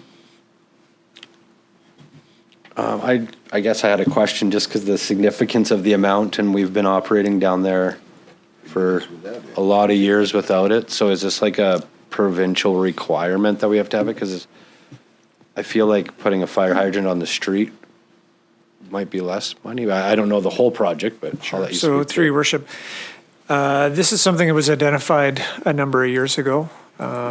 in our work with the fire department that we don't have fire hydrants on the front side of the arenas. We have some in the rear, but at times access to the rear, like, depending on the winter and stuff, may not be as accessible. So, and they'd like to have access on both sides. So we had identified that. We've had allowances with the water system when we did upgrades on 13th Street and 10th Street in the past, so we could make connections there without disturbing the streets. And so this is just the next phase. The work will consist of running a water line from basically over by Networks Ministry on 13th Street, all the way across over right past where the old Centennial Pool site was to 10th Street and make a connection, and then have some hydrants off that line out in front of the facilities, the Kin, the Memorial, and the curling rink. I guess, are you wanting this done before something's done on that piece of land by the Centennial Pool? Is that why it's proposed this year? It's, through your worship, it's proposed this year just because it's been on our Okay. docket for a while, so we want to do it. It also obviously needs to be done before we do anything with the parking lot, eventually at the arenas. But I believe it should be fine. It's far enough to the south, it won't impact anything we're looking to do with the potential covered building there. So I guess, Kevin, just because the amount of the money, is this something that you think has to be done? I mean, obviously it's put in front of us, so Yeah. but it's, what is the risk right now if heaven forbid, but if the Memorial Arena started on fire today, we would just let it burn, or would they would bring No. their water units and So- tie into the system? Or? Yeah, so through your worship, like I said, there's hydrants in the rear. There's a fire curtain between the Kin and Memorial, which is essentially a long pipe with water that would come down if there's a fire in either structure. But this is good practice to have there. And this is coming out of the water utility. So again, yeah, it wouldn't be in front of you if I didn't think it was important. Yeah, thank you. Any other discussion? Okay, I'll call this motion to vote.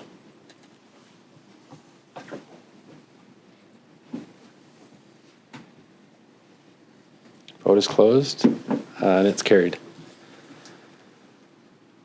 All right, that was all on 8.1. So next, 8.2, we have report number 23-030 from the Chief Financial Officer. Reason 2023 proposed city positions. I think there's a few recommendations in this one as well.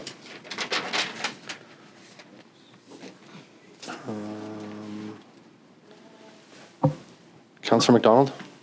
Thank you, Worship.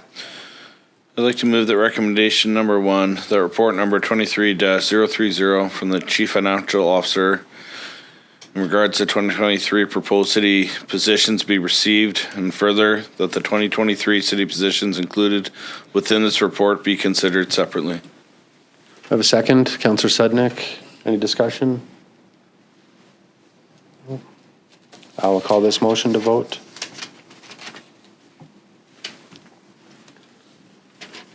Vote is closed. It's carried. Recommendation number 2. Councillor McDonald? Thank you, Worship. I'd like to move that recommendation number 2, that the $44,494 estimated for the building inspection bylaw position within the 2023 operational budget be approved. Second. Councillor Kemp, discussion? Councillor Parslow? Yeah, I'll be voting against this and many of these positions as well until we deal with our major issue of the PRA funding, its utilization. I'm not in favor of adding additional staff with additional costs to our operating budget. Thank you. Thank you, Councillor Parslow. Any other discussion? I had a bit I wanted to touch on to just adding these positions, Kevin. Is there, I know that we've made some movement on the PRA and getting the capital to operationals corrected. Adding these, does it impact that, or are we still on pace to get where were we originally? Because when we went through the budget consultation, it looked like we were still on pace. So I just wanted for you to clarify. And then the other part of that is just to clarify, the 44,000 seemed a little low for a position, but I'm assuming that's just half a year. So the next year it would be 90,000. I'm thinking so. So through your worship, the first question you had regarding whether we're on pace, based on what we saw at the budget meeting with what Terry presented and everything, yes, we are on base, on pace to meet the 2030 goal of having the PRA 70/30. Hopefully, we might even be ahead, but at the very least, we're still on pace. So that's looking good. And the second question, yes, this realizing where we are in the year and how long it may take us to find somebody, the amount in front of you is just for basically half a year. So. And then just to go back, like if we're, just for some clarity to myself and I guess the public, but if we're still on pace, like adding these 3 positions, so, we're adding, whatever, the amount is 170,000, 180,000, is that, where did that come from, like, to keep us on pace in the PRA? So through your worship, between additional revenues, assessments, and we also made a number of changes throughout the operational budgets to reduce other areas. So, and that's every year. Every budget that we go into, we take the lens of looking at trends, looking at opportunities, and looking at areas where maybe things had changed over the last 3 to 5 years, and maybe we can make changes. And we've done that where we reduce some operational budgets. That happens every budget. Some go up, some go down, but we try and balance that off and try and make sure that we're not affecting the overall goal here. Okay, thanks, Kevin. Councillor Earl? Thank you, Your Worship, and through you to staff. So we're seeing, as this report indicates, an increase in the number of inspections and permitting requests. That's good news, I think, given when I came into office in 2018, where things were. They were fairly tepid. And I think certainly one piece of feedback we often get from those in the construction industry, those in the building trades and what have you, is timelines. There's always that kind of push to respect, the timelines and try and get the things approved as soon as possible. And I know we've had explanations in the past as to why we have kind of the dual role of bylaw and building inspector. But this position is primarily geared towards building inspections, and then the bylaw piece would be, I assume, kind of tacked on as time permits, correct? Through your worship, that's correct. And so kind of twofold of why we're looking at this combined position. One is there is starting to see an uptick in permitting, and to date, because we traditionally had 2 inspectors and we've been without for a number of years because we took that opportunity, as I indicated, when things slowed down in 16 and 17, we had an inspector leave. We made that decision at that point not to replace them, again, saving that money. But as we see things start to pick up, and we see that the departmental manager is having to carry the load of inspections, where traditionally that's not the role. So that will help with that. And then with the bylaw, we have some busy times, peak periods where this position would assist with that as well. Okay. Thank you, Councillor Earl. So I guess just one quick more thing on this one, Kevin. So adding this position, you said like the manager of that department is tied up a little bit with dealing with a lot of this. So that would free him up to be a little bit more proactive on issues and in helping move things forward. Is that correct? Yeah, through your worship, it allows them to actually manage the department more so than having to deal with that day-to-day inspection tasks. And then on top of that is the planning role, which he's been covering as well for over a year. So hopefully we can get a couple positions in place, and that will certainly enable that. Yeah, thank you, Kevin. All right, I'm going to call this motion to vote.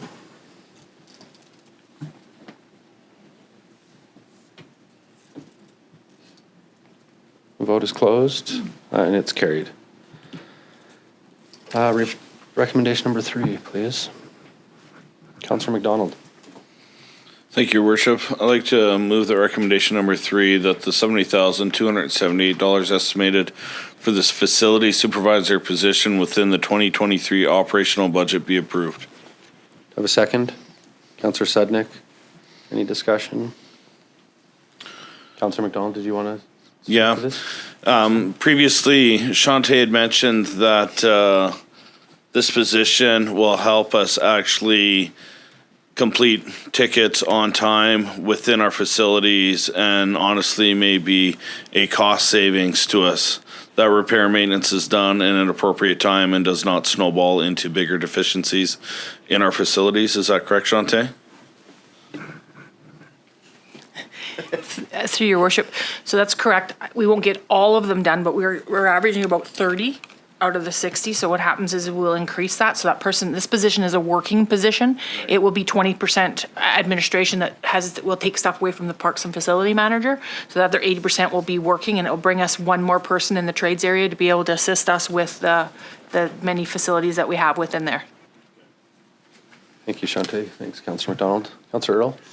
Thank you, Your Worship. Just with respect to the cost of a position in the report is noted at $105,392, but the ask in the recommendation is $70,278. Is that offset with a collection of revenues through fees, and is that how we've come up with that number? I will let Terry, I'm assuming it's because of the time of the year and when that position's going to Okay. be hired, but if it's different than that, I'll let Terry. That's what it is. No, that's it. Okay. Through Your Worship, yeah, that's exactly what it is. So it's currently in draft 2 budget at 105,392, but if we change it to 8 months, it's 70. Oh. But the other one also is the same. Okay, so Yeah. so it's just inconsistent in the report because the building inspector was in the report at half a year and the ask was for half a year, whereas this is Yes. the full year and then the Yeah, truncated year in the actual Yeah, recommendation. so draft Okay. 2 has these amounts that you see in the summary of the report, but the recommendations, if approved, would be for 8 months for the last Okay. 2. Thank you. Thanks, Counselor Earl. Thanks, Terry. I almost called you Counselor Terry. Thanks, Terry. If there's no more discussion, I will call this motion to vote. The vote is closed, and it's carried, I think, 6-1, 1 opposed. Counselor Parslow is opposed. Sorry, I didn't announce that on the last one either. Recommendation number 4. Counselor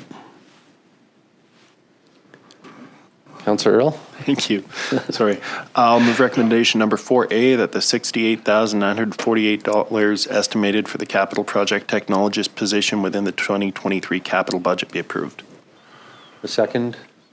Counselor McDonald? Any discussion? Just a question through you to staff. I know we've been trying to hire this position or a position like this for some time, but this is the first time I recall seeing the word technologist in the job title. Is that reflecting a change in the job description or a change in the city's needs as we've reassessed what exactly we're looking for? So through Your Worship, this is actually a new position. This Okay. is, we haven't been looking for this one in the prior. We've been looking for a planner in the past. Okay. This one is simply on the project delivery side of things, capital projects.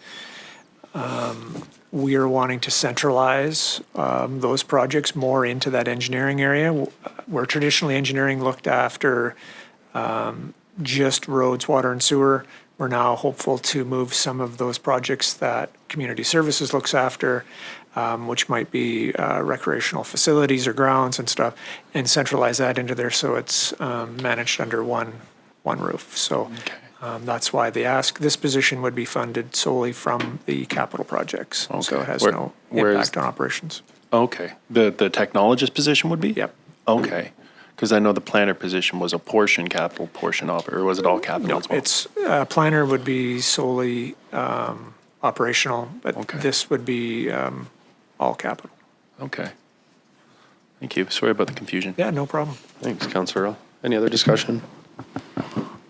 All right, I will call this motion to vote.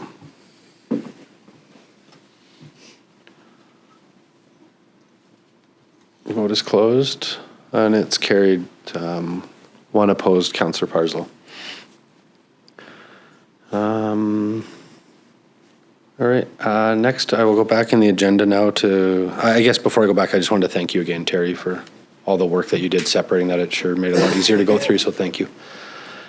7.4, we have a letter from Duncan Melkinson, Executive Director, Dawson Creek Art Gallery, submitted on February 13th, 2023, regarding the request for the art gallery capital project to be approved in the 2023 budget.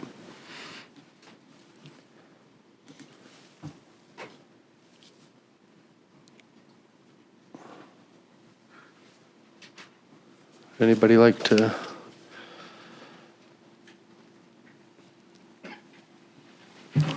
Councillor Parslow. This issue deals with safety, accessibility. I don't think we have the capacity to respond to it this year, so I'd like to move that this project be taken forward for consideration in the 2004 capital budget. 2024? 24. Okay. Thank you. Do I have We'd a, all love 20 years back. that was, yeah. Do I have a seconder? Councillor Earl? I guess before I get open for discussion, I just want to make sure Brenda, is that all good? Okay. Councillor Earl? Or sorry, Councillor Parzo, did you want to speak to that first? Just to reiterate, I think some of the previous discussion, we have had some design work done. It is coming quite expensive. I've looked at them. I don't know of alternatives. There may be cheaper ways, but I certainly do believe that should this project be considered, this would be a pretty easy ask of NDIT funding, which for capital projects is $500,000 in this particular instance. Thank you, Councillor Parslow. Councillor Earl? Thank you, Worship. Yes, I agree with the points Councillor Parslow has made. This is has to do with accessibility for those with mobility challenges. We want to make sure our public amenities are able to be enjoyed by everyone equally, and for that reason, I think it's a worthwhile spend. But it's a lot of money, and I did get a sense from the ask and from our discussions with the art gallery representative at the budget consultation that they still had, there was still some ambiguity around securing certain grants that might offset some of the significant costs to the taxpayer. So I think slating this for a 2024 budget is appropriate, and it gives them time to get those ducks in a row so we can know, have some confidence in what exactly we're being asked to spend. Thank you. Thanks, Councillor Earl. I agree. I think this is a worthwhile thing for sure. I just had one question to staff, maybe to Terry or Kevin. If they did need to move forward with this project this year for whatever reasons for grants, do we have reserves put aside in capital reserves, or if this was outside of our 2023 budget, if they came back to us and said, look, we can get this done this year, we have approval, do we have room? Terry? Through your worship, yep, we could. Additionally, there's $504,000 right now in the general capital budget that is slated to go to reserves. For in 2023, yeah. So that 500,000 that's right now that's in there, is that part of the assessment plan where we have to allocate that to a certain project, or is that just in a general fund for capital? It will just be a general fund, general capital. Okay. So we have 500 going to that this year? In 2023, yes. Do we have any balance in that account currently? Yep. I would say ballpark 13 million. Okay. Thanks, Terry. Okay. Is there any more discussion on this motion? Everybody's clear on the motion? It's not in here. Brenda? Oh, sorry. That's all right. Go ahead, Councillor Don. Sorry, I missed that. So just to follow up on his, Mr. Mayor's ask there, it would not be a hardship on the city then to try and approve this now for 2023 to help the Art Society move forward with their grant asks this year? Through your worship, when you say hardship, I'm not, no, so the council could choose to allocate the 505,000 that is currently going to reserves to the art gallery if they so choose. And it would have no effect. The money is there. It's just slated right now in draft two's budget to go to capital reserve. Does that answer your question? Yeah. So I guess maybe just to Brenda or Kevin, just for clarity, if council's general opinion was as they wanted to do this in 2023 and take funds out of the reserve, this motion would have to be defeated and then another motion would have to be brought forward? Okay.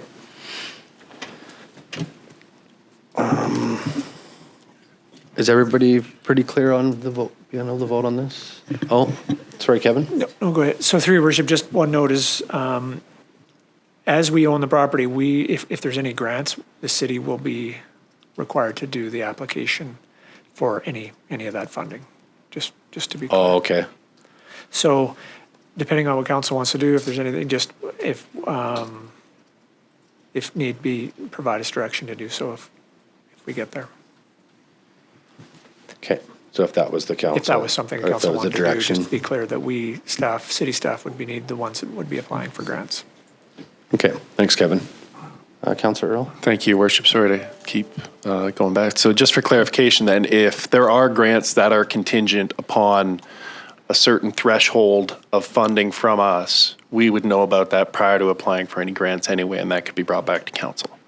So any contingent funds in order to secure grants, we'll have time to approve beforehand, or we'll know well before the grant proposals are due.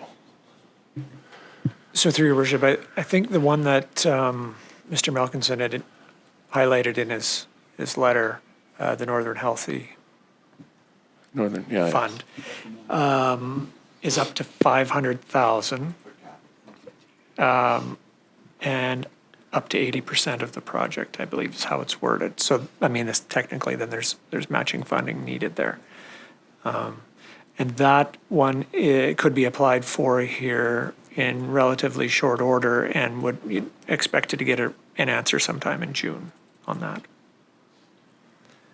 I think maybe just to add to what Councillor Earl was saying, so like if we were to approve the motion currently on the floor and then we still have time this year if it was to come back, or do we, because this motion is saying that it's going to the 2024.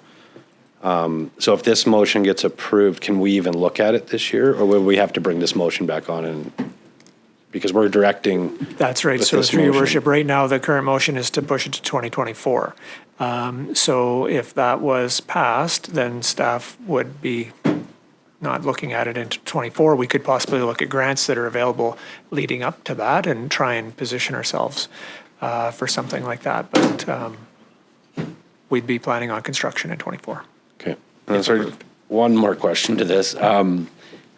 Like the other project we talked about downtown, you said the reason we wanted it approved this year, or if it was approved, that it would allow, although it's a 2024 project, it'll allow you to do some work this fall and winter to get it ready.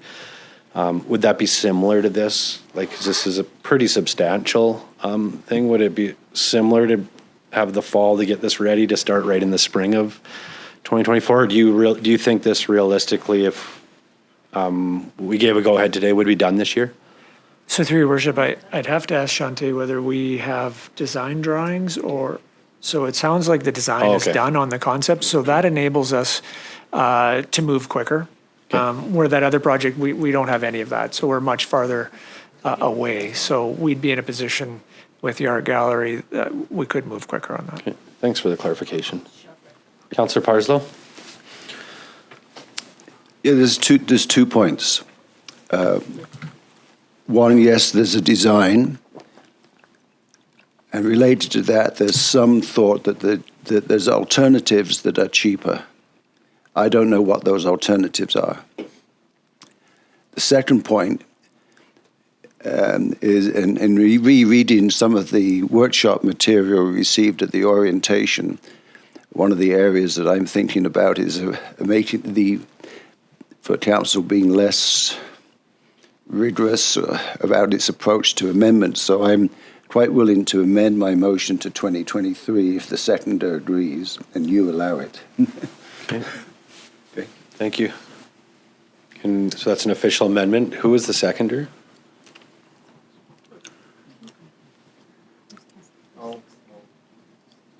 All right, just one sec. I'm just waiting So for through your Brenda. worship, once a motion is moved and seconded, it belongs to all of council. Okay. So an amendment would be required. So Councillor Parslow, you want to That's make, exactly the point of the workshop, right? Councillor Parslow, so you want to make that amendment to 2023? Yes, I would make that, but this conversation just illustrates the point we're going to talk about tomorrow. But, Okay, but Brenda is technically correct. okay. Do I have a seconder for So- the amendment? So through your worship, sorry, just with that amendment, can we have an amount, a specific dollar amount that we're talking about here?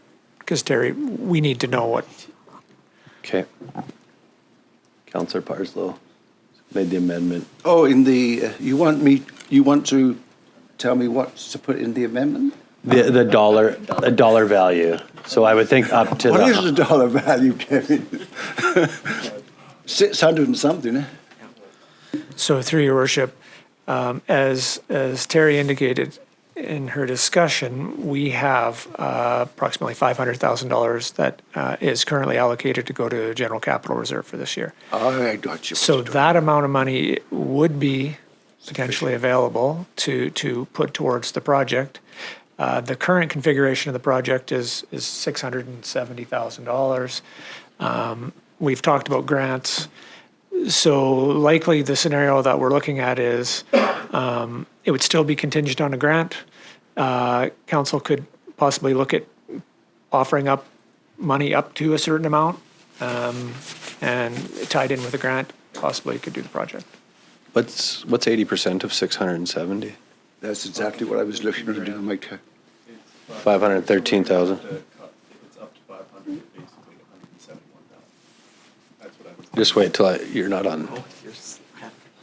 So if you, the figure which my colleague, Councillor Earl, has said, I'd like to round it up to 200,000. So I guess so the amendment would read to take this out of the Capital reserve. capital reserve in 2023 up to $200,000 contingent upon a grant, which is of 500,000. Is that fine with that wording? The creativity is incredible, and I agree with it. Thank you. Well, I can Councillor live Parslow with agreed with it. something I said. It's a win. So I have a second on that amendment. Councillor Kemp. Councillor Earl, did you want to speak to the amendment? No, that was what I was going to note is that it's covered up to 5. The math we just did on the bar napkin was what I was going to make note of. But thank you. We got her done. Thanks, Councillor Earl. All right, so Brenda, are you good for me to call that? Yeah, through your worship, just to confirm, the amendment Okay. is to amend it to 2023 up to $200,000 from capital contingent upon a grant of 500,000. Would it be from capital reserve? Capital reserve, okay. Yes, that's the amendment. Okay. Thanks. So I will call the amendment to vote. Oh, I'm going to wait for, Just a point of order. If I was being technical, I would suggest that the amendment is improper because it completely rewrites the emotion, but I'm not being technical. I'm going to save my comment because I look at Brenda for that advice, so.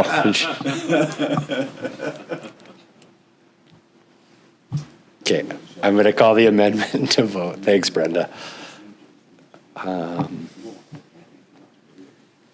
Councillor Parslow? Vote, sir.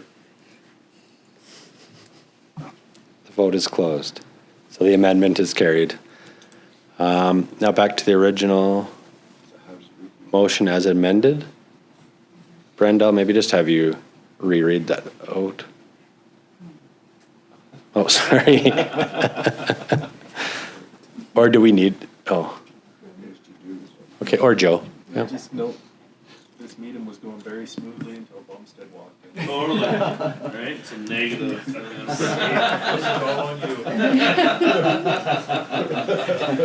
Okay, I'll just call this back to order. This is what I have. You tell me if I. that the letter from Duncan Malkinson, Executive Director of the Dawson Creek Art Gallery, dated February 13th, 2023, request for the Art Gallery capital project to be approved in the 2023 budget be received. Further, that council defer this capital project for consideration during the 2024 budget process. The amendment is further that up to $200,000 be allocated from the capital reserves towards the project in 2023, contingent upon grant funding being received for the project. Yeah, but that's not the original motion. Oh, Brenda, I'll let you. The light was on, so.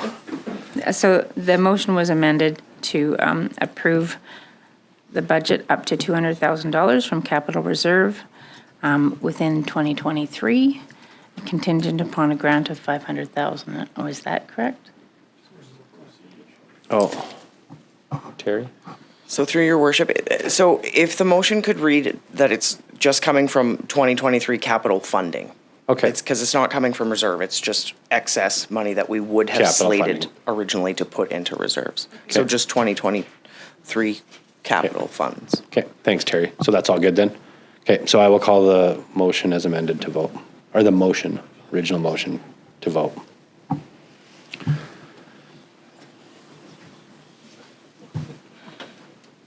Vote is closed, and it's carried. I am going to call a 5-minute break. For February 27th, back to order. Our next order of business was 8.3. We have report number 23-026 from the Director of Infrastructure regarding security camera installation program. Councillor Parslow. Well, as I began to read this report, I thought that it had a different writing style, and I got to the end and it was Devon. So, great report. I mean that, great report. So I'd like to move that report number 23-026 from the Director of Infrastructure, a security camera installation program be received. Further, that Council direct staff to develop a video surveillance policy for Council to consider at a future meeting. Thank you, Councillor Parslow. Do I have a second? Councillor McDonald. I can speak to the motion. In discussion, yes. Go ahead, Okay, Councillor thank you. Parslow. I remember from a few years back discussion about surveillance cameras and that there were legalities involved and privacy issues. And so this report begins to address that, and the policy will redress it. So we do need to have a policy, very much so, as this report indicates. Thank you. Thanks, Councillor Parslow. Any other discussion?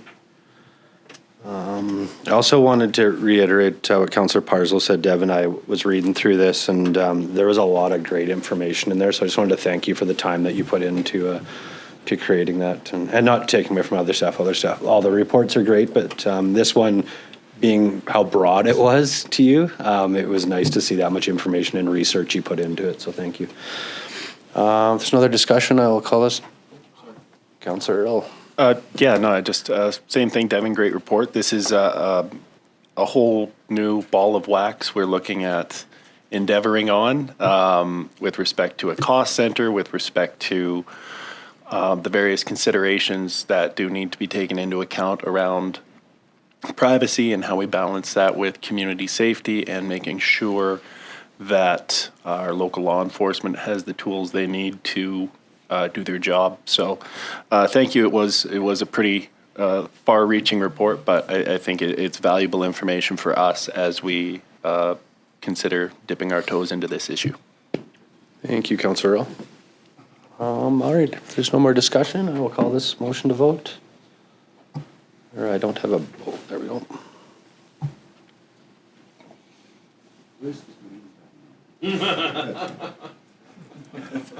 Vote is closed. It's carried.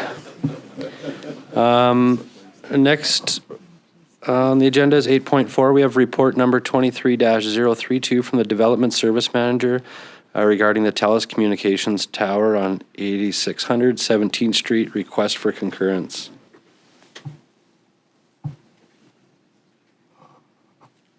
Councillor McDonald. Thank you, Worship. I'd like to move that report number 23-032 for the Development Service Manager regarding the TELUS Communications Tower at 8600 17th Street. Request for concurrence be received, and further that the city staff be instructed to advise TELUS that TELUS has satisfactorily completed its consultation with the City of Dawson Creek. The City of Dawson Creek is satisfied with TELUS's public consultation process and does not require any further consultation with the public. And the City of Dawson Creek concurs with the proposal by TELUS to construct a wireless telecommunications facility, provided it is constructed substantially in accordance with the plan submitted to it and described as BC 109949. Thank you, Councillor McDonald. Do I have a seconder? Councillor Parslow. Any discussion? Discussion, I'll call this motion to vote. Vote is closed. That's carried. Next order of business is 8.5. We have report number 23-034 from the Chief Financial Officer regarding RFP 2023-01 Asset Management Consulting Services. Councillor Sudnick? I'll move recommendation that report number 23-034 from the Chief Financial Officer regarding RFP 2023-01 Asset Management Consulting Services be received. Further, that council award RFP 2023-01 Asset Management Consulting Services to PSD Citywide for $142,700 plus GST. Thank you, Councillor Sudnick. Do I have a second? Councillor McDonald? Any discussion? Councillor Earl. Thank you, Worship, and thank you to staff for providing the details in the report of why we are going with the choice we are. With just one question, when do we anticipate the delivery of the asset management report? The work they're doing, is this going to be a one-time thing? Is it an ongoing just so we have, because me and Councillor Parslow just had some discussion about the asset management program, the long-term commitments we're going to have to make. So we're wondering when we can expect to see that report. So through your worship, for the proposal, the scheduled timeline would be completed in roughly a year. So February 2024, a report to council would be delivered. However, I mean, this is just the start of the asset management plan, so it'll be, a document in progress. However, for the consulting to get everything in place, it will be presented to council. The timeline is for February 2024, so that will have, level of service framework, the financial framework. Mm-hmm. Council will have a much better idea of what they're looking at for putting money away for asset management planning in the future. Okay, thank you. Thank you, Councillor Earl. Thanks, Terry. Councillor Parslow. Yes, I'd like staff to refresh my memory, if they can, because there's been other capital asset planning work done, hasn't there? I thought that many of the facilities had been captured by that, but the multiplex and the airport were just left to do that. But that's just my impression. I could be dead wrong. I occasionally am. Only occasionally. Did I hear that correctly? Terry? Yeah. Through your worship. That is true. Again, I'm fairly new, so I know that asset management has been started and stopped. However, I don't think that the city's ever hired a consultant to get the plan moving, hence why staff felt it necessary, because it is a large project and it does fall off the table. So for condition assessments, the majority of our facilities do have condition assessments. However, some date back to 2015, which is really important information in an asset management plan. This year we have scheduled 3 facilities to get condition assessments, and then I believe all of our facilities will have condition assessments done on them. So yeah, asset management has been, on the books since 2014, but it's a big project, so it tends to fall off the table. So lots of work has been done, like the recreation master plan, the OCP, So it's just putting it all together now. Thanks, Terry. Councillor Parslow? do you- Well, I think you've answered the question, which I think I saw a nod from Kevin there. So watch these non-verbals, but the work that was being done as like preparatory was the condition of the facilities. That was what I was thinking about, which is all part of the planning thing.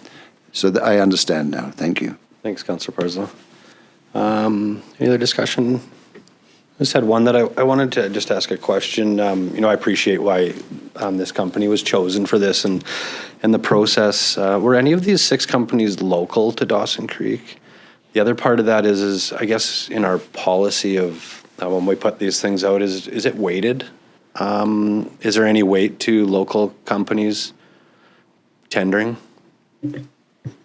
So, through your worship, so this isn't a tender, but as far as tendering, no. I don't believe that laws would allow us to favor local. Okay. With all the trade agreements and things like that. So, yeah. Okay. I was just curious too, because I just didn't recognize any of the names, so I was, assuming there's probably lots of business in this. So through your worship, no, none of them are local. 3 of them were from Alberta. One's from Ontario. Roth IAMs, I'm not 100% sure where their base is, but yes, none of them are local. Okay. I was just curious when I was going through it. Thank you. All right, I will call this motion to vote.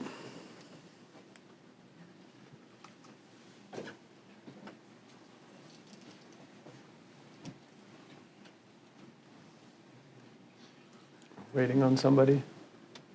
Me? Waiting on myself. Thanks, Brenda. Vote is closed. Looking around at everybody else, and here it's me. All right, our next order of business is 8.6. We have report number 23-036 from the General Manager of Community Service regarding the Play On Canada event deferred to 2024. Councillor McDonald. Thank you, Your Worship. I'd like to move that report number 23-036 from the General Manager of Community Services in regards to Play On Canada event deferred to 2024 be received. Further, that the city approved the deferred date of May 24 to 26, 2024 to host the event. Further, that the city approved the 75% to 25% Play On Canada shared funding model. Further, that the city provide a letter indicating the additional funding commitment of $62,500 to the Play On Canada event in 2024, which letter will be used to continue the federal advocacy process. Do I have a second? Thanks, Councillor McDonald. Do I have a second? Councillor Kemp? Any discussion? Councillor Parslow. So, that's okay. Are you okay? So, I'm just painting a scenario that has happened in the past in a number of my ventures. Is so that they want 75% of this funding upfront. So what happens if the event craters for some reason?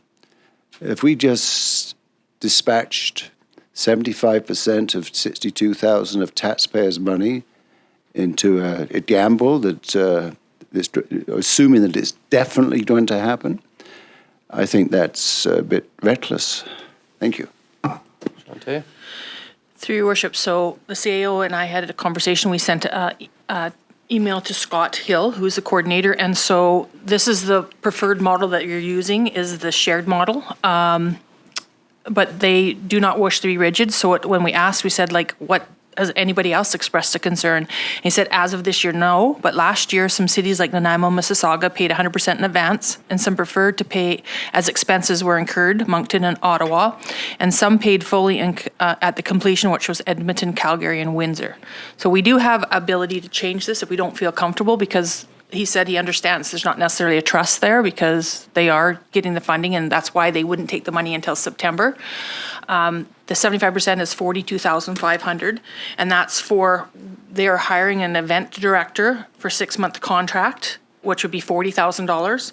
Our share would be 40% of that, which would be $16,000. And then there's the media promotions, there's a allocation for technology, the allocation for event equipment, insurance, advanced travel, and that's what that money's used for. So once we get to September, they would have the funding would be in place, so they would know that the event is going. But they understand that we may have some questions, we may have some challenges, that we don't feel comfortable paying this. So he said he didn't want to be rigid because, Kevin said, let's look into this to figure this out, because we're putting $42,000 up, believing that this event's going to happen. So that's where it is. That's the information I have. So I understand where you guys are at. If you do not want to do the 75-25 model, you want to pay as you go, then pay as expenses come in, then we may end up paying monthly as they go, because we'll have a coordinator in there into place getting the event ready from Play On, which is the $40,000, which would be responsible for $16,000. Is there any more questions? Councillor Parslow. It's just a supplementary point you just raised, right? So again, if some technology is developed, okay, and this event doesn't happen, will we still have access to that technology? So as it progresses, right, certain things are going to be put in place, but the thing somehow, for some reason, doesn't happen. Will we still be a beneficiary in some way of what has been developed? I don't have that answer there for right now, but what you could put into place is once it's confirmed, we would pay our 75%. And maybe that would be the commitment that the council has. So once it's confirmed, the funding's all in place, which is supposed to be in May 2023. That's when they're going for the funding. At that point, I can ask Scott contingent, but I would just put in there, I'm not sure how to do that, Kevin. Just one sec. Yeah. Councillor Parslow. Yeah. Sorry. Oh, I just didn't have you on yet. That's right. I guess a little bit just to the comments on this. So originally this was supposed to be in September of this year. It's been moved. So, it was supposed to be May this year. So when would have the funding been paid if it would have been happening in May? Like, we just recently found out that it was postponed, right? Through your worship, we were not going to be paying until February, until they announced it, but they didn't have the funding. So that's where they went and met, and they changed the date to 2024. So we wouldn't have been paying until this year, February. A portion of that funding would have been in February of 2023 for the event in May 2023. Okay. I guess although, it's not a small amount, it's a large amount of money, but a small amount on the bigger picture of what we deal with. But I mean, anytime you have the opportunity to pay at the end, I think we should take that, because then our money sits in our account and can work for us. I mean, we wouldn't make substantial interest off this amount, but if the option is there to pay at the end or closer to, I would think having the money sitting in our account protected versus somebody else makes sense to the best interest of the city in my eyes. So, Shante? And through your worship, what they had done as well is as expenses incurred, we could end up paying at that point as well. So if there is an expense, because they're going to have a person that's on the payroll for $40,000 starting 6 months prior to the event. So there will be expenses at that time. So, I mean, that's what other communities have done as well. They are trying to move to the shared model. That's why they requested that. And then once we emailed after the report was in, this is information that we received. Okay, thank you.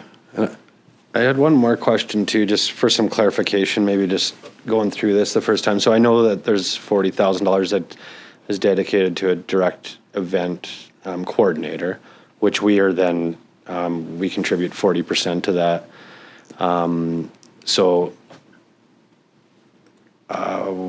If we use our city staff, like, is this on top of what we pay our city staff? Like, this is something separate from the city? So when we're approving, the $60-some thousand for Play On, there's also more expenses to the city besides that, or is that $16,000 included in this?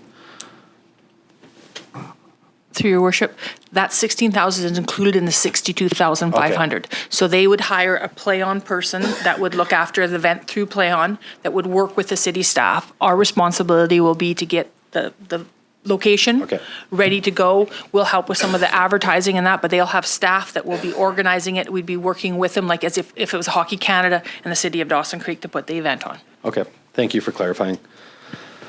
All right, so the way the motion reads, if this gets approved, we send the money in May. So if council does, or in September. So if we want to do it a different way, do we need to make an amendment to this, or do we vote on this one and then have another recommendation? Okay.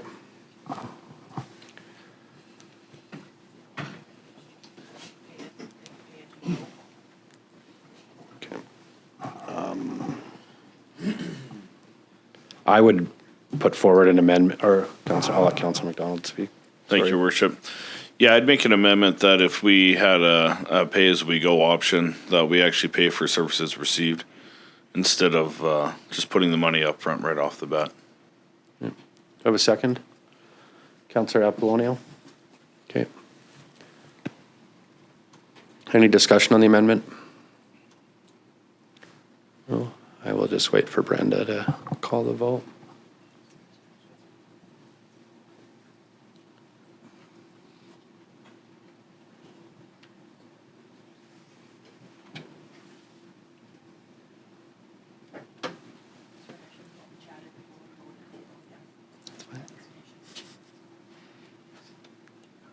It's me too, I could have asked. Okay, so I'll call the amendment to vote. I don't have an option.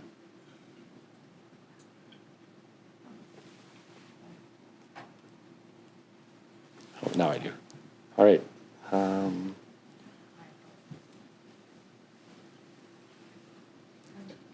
Vote is closed.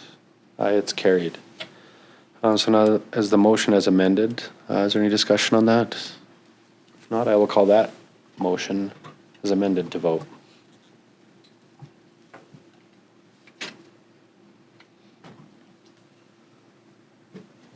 The vote is closed. And it's carried 6-1. Councillor Earl was against, or opposed, sorry. Next, we have 9 bylaws. 9.1, General Capital Reserve Fund Bylaw number 4549, 2023 for consideration of adoption. Councillor Parslow? So move. Second. Councillor Earl? Call that to vote.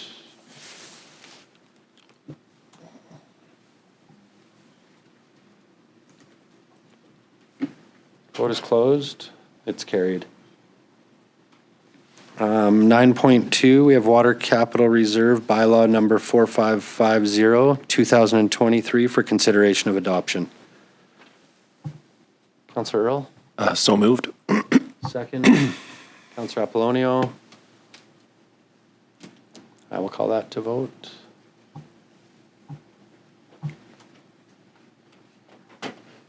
Vote is closed, and it's carried. Next, we have 9.3, Sewer Capital Reserve Fund Bylaw number 4551, 2023 for consideration of adoption.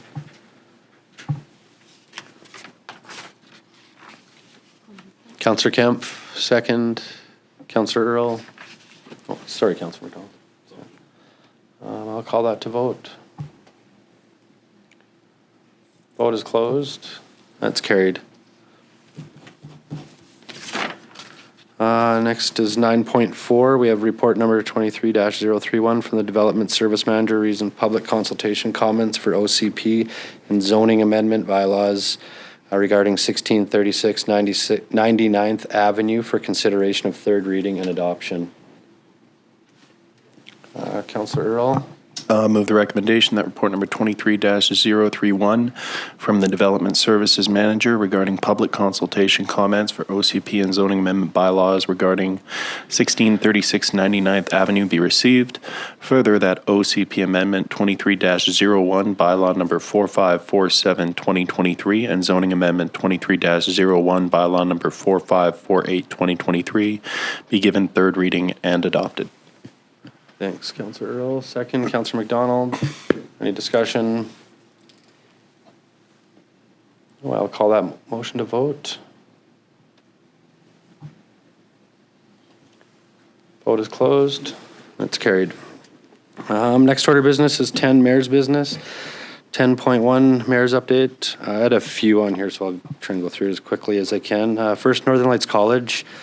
Kevin, Shantae, and myself had the privilege of meeting with a few Northern Lights College employees. Todd Bondroff and Lindsay Borick were there. It was just more of a general first meet, just to see what they're doing. It was really good. It was educational. We got a little bit of a presentation on their focus and what they're working on. So it was really nice to see and really. For myself, and I know I can speak for Kevin a bit as well too, but just really about building that relationship with them and more connecting our community and getting on the same page. We felt it was a very positive meeting, and moving forward, we can see those continuing and working with them. So it was really good. I'm going to give a little bit of update on the Doig River First Nation and the cross-cultural training session that we have talked about at previous council meetings. So since then, we've looked at booking a time when we can make this happen, and we've had some dialogue with Chief and Council and Doig River about that, as well, with some other organizations in our community that are also interested in this. So something that we're going to look at, maybe making this a little bit bigger and maybe renting a bigger facility. And if there's 5 or 6 or 7 organizations in the community that could benefit from this and are looking at it, we're looking at maybe doing it all in one day and all together. So just wanted to give a bit of an update on that. Youth Advisory Group Roundtable. So just some things that I've been working on the side that I've had some dialogue about is just getting the community groups together. We had our first Youth Advisory Roundtable. And I think there was about 30 different organizations in the room, and it was amazing. It was, it was a couple hours. We just kind of all talked about things that they're doing for youth, things that they're doing great at, things that they're, maybe having some challenges at. But it was very, the room, there was a lot of energy in the room. It was really about just the power of doing what is right for youth. And there was some great groups, and everybody in there, it was very powerful listening to everybody and what they do, and just seeing where it could grow from there. And it's not city ran, it's something like I have a vision of gapping that communication a little bit more. There's so many amazing people that do so many amazing things in our community to help make our community better. It's about how do we get them on the same page and working together. And that group that was there felt that, and they felt the benefit to being able to network and work with each other instead of they're planning something and don't know what else is going on. So it was definitely beneficial. Everybody that was there wants to do it again, so we're planning it for a couple months down the road, probably in April sometime. So if any council's interested in attending too, it's it was very educational, and we might move it around to different groups. I know now Kim is there, and Jana has offered to maybe host the next one at her facility, and maybe we'll go from facility to facility. And it's not city run. If it gets legs on its own, that's kind of what the intent of it is. So, but it was the first one went over extremely well. So, Corvus Law and Higson Law Corporation merger. I just had an invite to go there. I think that was a couple Fridays ago. Just Michael Gilson, who is a friend of mine as well, invited myself there to. They had just a little celebration because they merged companies. So Higson Law merged with Corvus Law, which is they have a company now in Dawson Creek and one on the island. So they're just working together. As well, it was very nice. Gary wasn't able to attend there, but Gary Higson is, and that law corporation, going back to Wayne Plenard and Rob Apps, have given a lot back to our community over the years. So it was just nice to attend and see. And this is kind of Gary is still working a little bit, but this is part of his exit strategy. So yeah, it was nice to be there and to attend. Also, the coldest night of the year, which was this Saturday. I was unable to attend because I guess adding one thing in here, I was at the arena because my son had a hockey tournament. So I just wanted to do a quick shout out to the arena staff. And I know we have some new staff down there that I got to meet this weekend, and very pleasant. And the facility was definitely kept at top notch. It was spotless all weekend. Bathrooms, everything was clean. So I just wanted to give a shout out to the rec department and the staff down there at the ground level. Like they really do a great job and work hard at doing that. And like Councillor McDonald said earlier, how much those things mean to our community when you're bringing. I think there was 10 or 12 teams that came this weekend from Grand Prairie, Fort St. John, Tumbler. Those little things help our economy more than we think. They're in supporting our cities. So when we can support those facilities and run great events, I mean they don't go without all the volunteers, but behind the volunteers is the staff that keep it clean and do all those things that make it perfect. So I just wanted to have a thank you to that.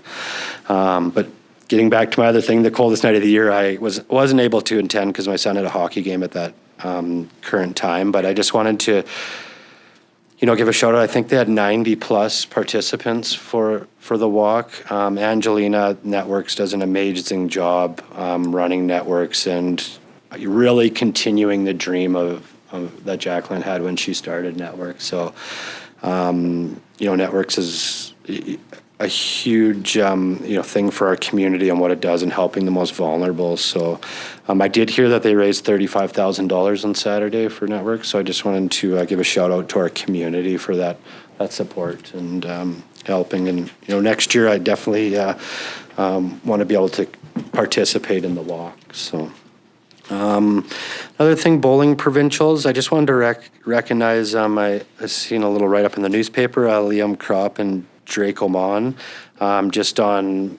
I think it's provincials that they went around to go to provincials. So I just wanted to recognize them publicly and tell them congratulations and wish them the best of luck. I think it's March 3rd and 4th in Chase, 4th and 5th. Okay. So yeah, just wanted to congratulate both of Liam and Drake and wish them the best of luck. So we look forward to seeing the news after the weekend. So, Dawson Creek Financial Center grand opening. Councillor Apollonio talked a bit about this on Saturday. I was invited to their opening downtown I think it's the old Chamber of Commerce building or the current one, but just a shout out to it's Dawson Creek Financial Center, I think is the name of the business, but a shout out to Kathy Lavino, who is the one that has stepped forward to open this. So, and that's who I got the invite from. I just wanted to congratulate her. I was there to congratulate her on behalf of the city and wish them the best of luck in their opening. And it's a nice facility, so just wanted to share that. Dawson Co-op, I had a meeting. I've met with Rod a couple times now. One was from the mayor's project picture, so we had brief discussions then, and I wanted to meet with him again. So I had a meeting with him last week or maybe the week before. I don't know. It seems like I've been doing a lot. It's kind of blends together, but I just had a great meeting with Rod and just another, great, organization in our community that does a lot for our community. So I just wanted to, continue to build that relationship with, the Dawson Creek Co-op and all businesses, really. It's not specific to one, but Rod's been in this community a long time, and I never really got the chance to cross paths with him. So it was nice just to kind of get to know him a bit more and what the co-op's about. So local leaders meeting. I had a Zoom call last week. This was just with all mayors and municipalities, PRD, around the whole northern BC. Just a bit on, it was put together by the part of the BC government on the Blueberry decision. So it was just a brief overview of that decision and how that looks getting played out. So I won't get much into detail of it because some of it is confidential, but we did invite them to council to come in a closed meeting to give a presentation. So I just wanted to let you guys know of that. Talking too much here. I'm starting to lose my train of thought. TC Energy. Kevin and myself met with TC Energy. That was last week. Just about where their project is, on the LNG plant. They kind of gave us an overview of that. Some of it's winding down. They're getting ready to start, putting fuel in the lines, but they talked a little bit about some other projects that are going on in the area. So it was nice to see they got 2 other projects that are currently being constructed in the Dawson Creek area, which they're using all local, hotels, rental facilities. None of those employees are in camps right now. So it was nice to see that, and nice to see that they're using the services in Dawson Creek, because that's important for our city and for us. So just give an update on that. As well, Puskupi Mayor Veach, I had a meeting with her last week as well.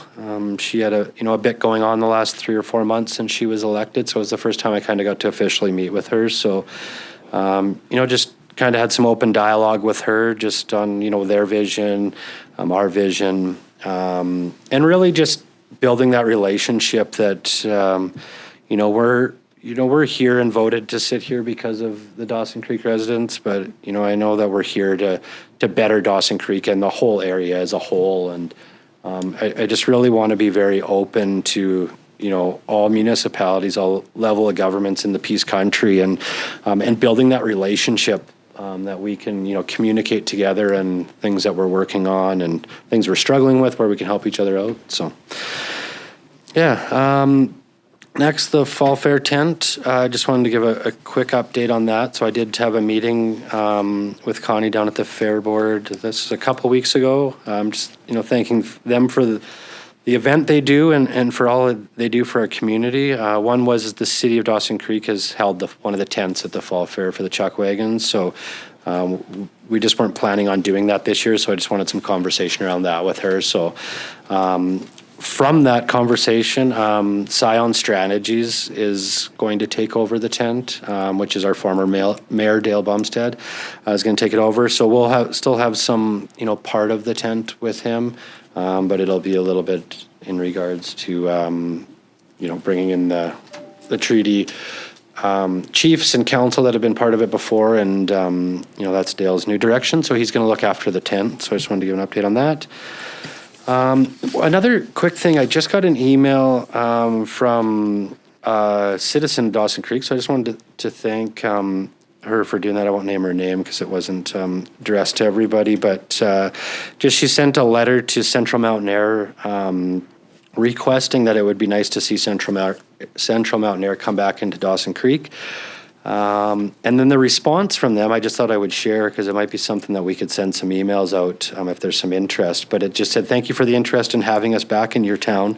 Can you please send an email stating the reason why Central Mountain Air would come to your town? The more inquiries from your friends and family, the more Central Mountain Air might consider coming into Dawson Creek in the future. So just wanted to share that, to put it out there if we want to send some emails in support of that or why we think it would be good. And as far as the airport, staff and myself are working on things as well, but I just wanted to share that as well. So, and then the last thing that wasn't on the mayor update, I just wanted to give a shout out to the Dawson Creek Senior Canucks. They're in the middle of their playoffs right now. They have had their second playoff game, which was Saturday in Spirit River, which they won. So I think they're back here tomorrow night, Tuesday, for Game 3. The series is tied one apiece. And as well, I just wanted to give another shout out to the Dawson Creek Kodiaks, the junior team, which is also in the middle of their playoff series as well. And that series is tied 2-2. They tied that last night against La Crete. So their final game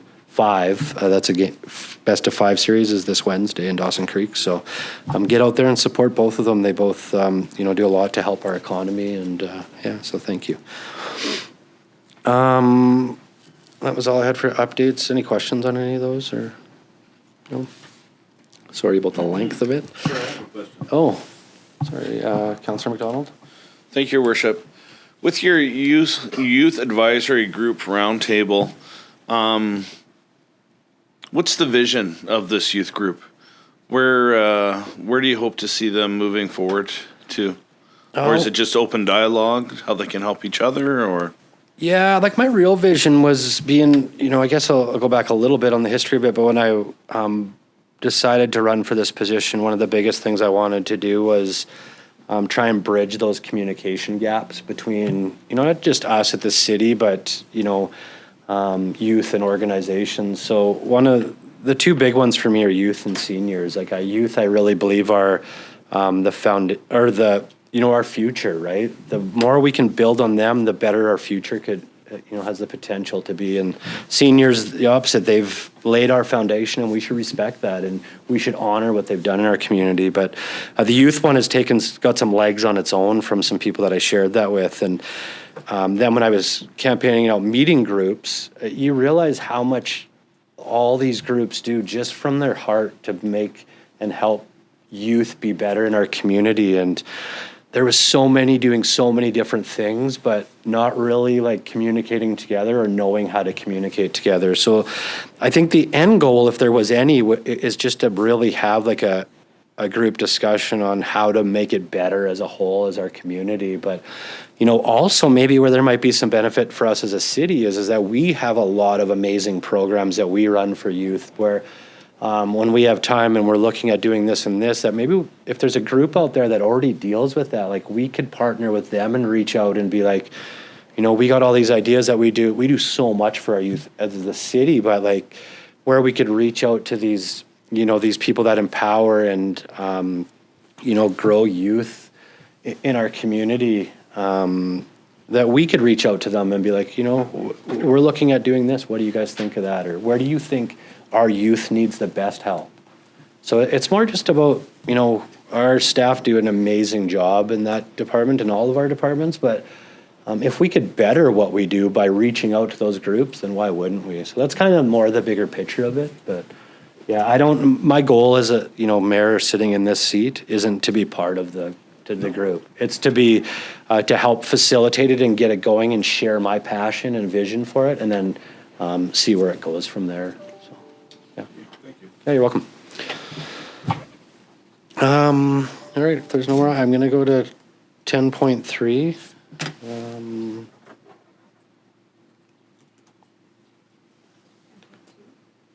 Oh, sorry, 10.2, request for moral support for Northern Wind Wellness Center. I didn't mean to skip that one, but there was no direct request from them. They said in future they might be looking for our support morally, but I think, just the voice of the questions to them, we support it, but there was no direct questions. Unless did I miss something, Brenda, or is that correct? Yeah, okay. So next, 10.3 of memo from Mayor Dober regards the community award program transfer. If somebody wanted to make the motion, I can speak to it. All right, Councillor Earl? I will move the proposed motion that the City of Dawson Creek transfer the Community Awards Program to Community Futures Peace Liard. Further, that the city provided $10,000 one-time grant from the Economic Development budget to help Community Futures establish the program. Thanks, Councillor Earl. Do I have a seconder? Councillor McDonald? I'll just speak to it quickly before I open it up for discussion. So I guess, one thing that, I guess the big reason why I looked at this is Community Futures approached me a while ago about doing these events in our community, and we've had a couple this winter, and it really felt like our community wanted these events back where we could dress up and do things. The other is I've sat up here for a few years, and we do these awards. There's a bit of time that goes into it from our staff, and I'm not, saying this to take away at all from any of the winners, because I really believe the winners are well-deserved and well-earning of it. But it's really hard when we administer this and it sits on the corner of our desk. We're not really out in the community or have the time to be out there getting nominations and really promoting the event. So for example, this year we have 5 awards. One of them we didn't even get a nominee. So it's sad, right? And that one was youth. And we have a lot of amazing youth in our community. So, so I just really felt like they would do a better job of it. And they're very passionate about it. I've met with them, and they're very passionate about taking this on. The other part about it is when we have them, did the award presentation this year, and we have them come in here, like, it was amazing to be able to honor them in here. But I would rather do that in front of a couple hundred people that are in our community and really showcase them. I don't think they got the attention that was required or deserved for those awards. So that's kind of where I was at. So I've had some more dialogue with Community Futures, and that's why I brought this forward. So, Councillor Earl? Thank you, Worship. Yeah, I know in my previous duty as a director on the local Chamber of Commerce, the last couple times community awards were done, they were done in conjunction with Community Futures, and they did a great job. And the banquet and all the associated hoopla is a nice addition, right? It's nice to have somebody in here and give them an award, but it's nice for us as a community, above and beyond just the municipal government, to be able to recognize and honor and encourage that kind of civic duty. I know it did end up with the city, but I don't think that's where it started. And I think, to your point, it is a community award, and to be able to induce greater buy-in from the rest of the community, I think would be to the benefit of not only the award and the prestige that's associated with it, but the community as a whole. Thanks, Councillor Earl. Councillor McDonald? Thank you, Worship. I agree with everyone. And I think further to that, it gives everyone who's nominated a chance to be celebrated, not just the actual award winners. Bringing everyone together with their peers, being celebrated amongst their peers, even for just a nomination, is going to be very beneficial. Yeah. Create more nominees so that we don't have awards that go missed. Thank you. Any other discussion? I don't know if I touched on it too on my thing. I did just want to thank the staff in previous years for doing the work on this. I know it was hard for them sitting on the corner of their desk too, so I just wanted to thank them. And they, for the years that I've been sitting here, they've done an amazing job with it. So, all right, if there's no more discussion, I'll call this motion to vote.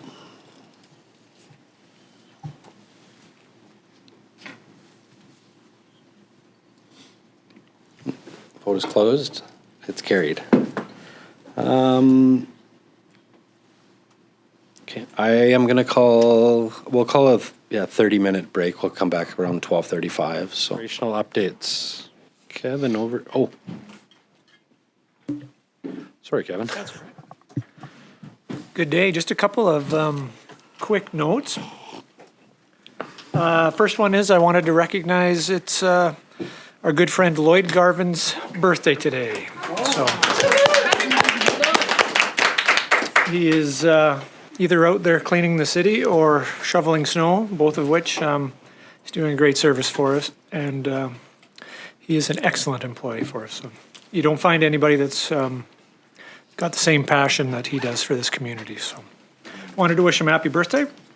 The other thing was last week we received the first phase building permit application for the hospital. So it just came in for site services and foundation, but good first step. So that's in, and yeah, moving along. So it's good news. So that's all I had for now. Okay, awesome. Thanks, Kevin. And I'd like to, also wish Lloyd a happy birthday from all of us on council in the city. Kevin said he is an amazing employee, and I get to see him every so often upstairs. And to be honest, I think we could all learn from how he is as a person. He's always pleasant, happy, and good spirits. And I hope he has an amazing day and happy birthday. So. Next order of business is 12, diary. Anything in the diary? No? Next, consent calendar. Just make a quick note. The reason why it's so large is there's a lot of NDIT letters in there that, so I'll just get a motion to accept the consent calendar. Councillor Earl, second, Councillor Kemp. All in favor? Oh. Sorry, I will call that vote. All in favor? I was going off the old hand thing there for a second. Okay. Vote is closed. It's carried. Does anything need to be lifted from the consent calendar? No? All right. Next is 14, 2022 strategic priorities chart, so 14.1. I just wanted to send a quick reminder. We have our strategic planning scheduled. I think it's March 16th and 17th. I just wanted to give a little bit of a third or fourth or fifth reminder to those that haven't submitted their questions back to Kevin and Fiona. If you could do that in the next, well, today ideally. I think today is the deadline. We wanted to get it to him so he can be prepared a little bit more. So, Kevin, did you have anything on the strategic priorities? So through your worship, nothing really to add. We're, like I said, if council can fill out the surveys and get those back, that gets, we'll get that back to Brian, and that just helps determine for him maybe where to start with this council, just how much work you want to do maybe on the visioning side or understanding that. So yeah, that's important information. If you can get that, that'd be great. Thanks, Kevin. Yeah, Councillor Parslow. And this is not a criticism, it's just a need I have. There've been a lot of different emails coming around dates and this being cancelled and stuff. So I just wondered if you haven't been getting them, you guys? No? Changes to the dates and stuff? Yeah, you have. So I'm not sure if I've got all these correctly entered. So do you have do you mind it if just make sure I've got all the dates and times, or is that a? Yeah, I mean, if you have that, or we could get Fiona to send out an email. If you have it handy, Kevin, sure. I'm just saying that I'm not sure if I've got the right information, that's all. Yeah. Okay. So through your worship, what I'll do is I'll just make sure we've got a completed up-to-date schedule. We'll get that to all of mayor and council. Thank you. You're welcome. Thank you. All right. So next, media questions. There's no media here. Next would be committee of the whole. Is Acting Staff Sergeant Moffat, is she here? No. Okay, I wasn't, maybe we could, I guess 16.2, if we vary the agenda, could we do that in 20 minutes?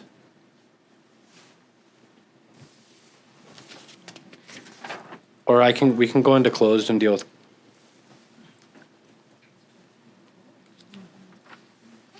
What do you feel, Brenda? Yeah, through your worship, 20 minutes might be sufficient for you're looking at the code of conduct Yeah. policy? Yeah, and if it's not, then you can reconvene to that at a later Okay. point.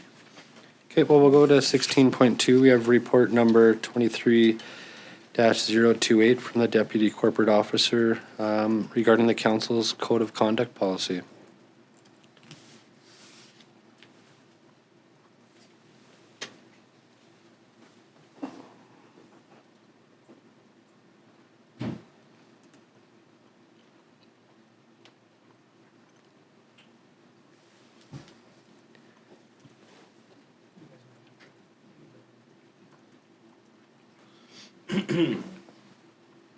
Well, I think, do we need to move the recommendation, or is it, because this is the new way we're going to do committee of the whole, right, is where we can have some open discussion?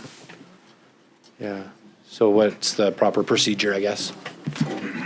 Within the committee of the whole, there is no motions required, so Okay. if council wants to be in with questions, or if they wanted any lead up to the discussion, Okay. it's your direction.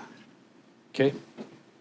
Well, I guess I wanted to thank you, Joe, for the time that you put into this and putting this forward. So I'll open it up to council if there's any questions towards you. So, Councillor Parslow, was that from the previous motion, your light? Or did you have some questions? Thank you, sorry. Okay, no, that's fine. Did anybody have any questions for Joe on the policy?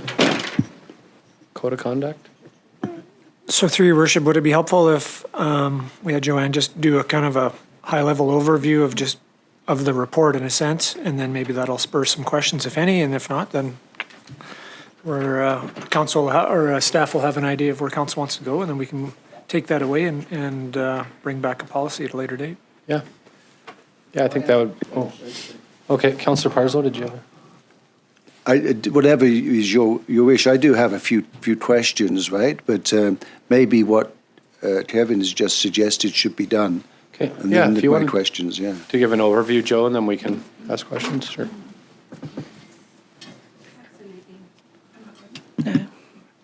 Thank you. Through you, Your Worship, just to explain that this Code of Conduct policy is something that existed for the city. It was first implemented in 2015, but no revisions have happened since that time. And as the report outlines, there's a need for all local governments throughout the province to relook or revisit their Code of Conduct and just make sure that it meets all the criterion that the working group that was put together by the UBCM, the Local Government Management Association, and the province, being the Ministry of Municipal Affairs, So their working group spent some years formulating the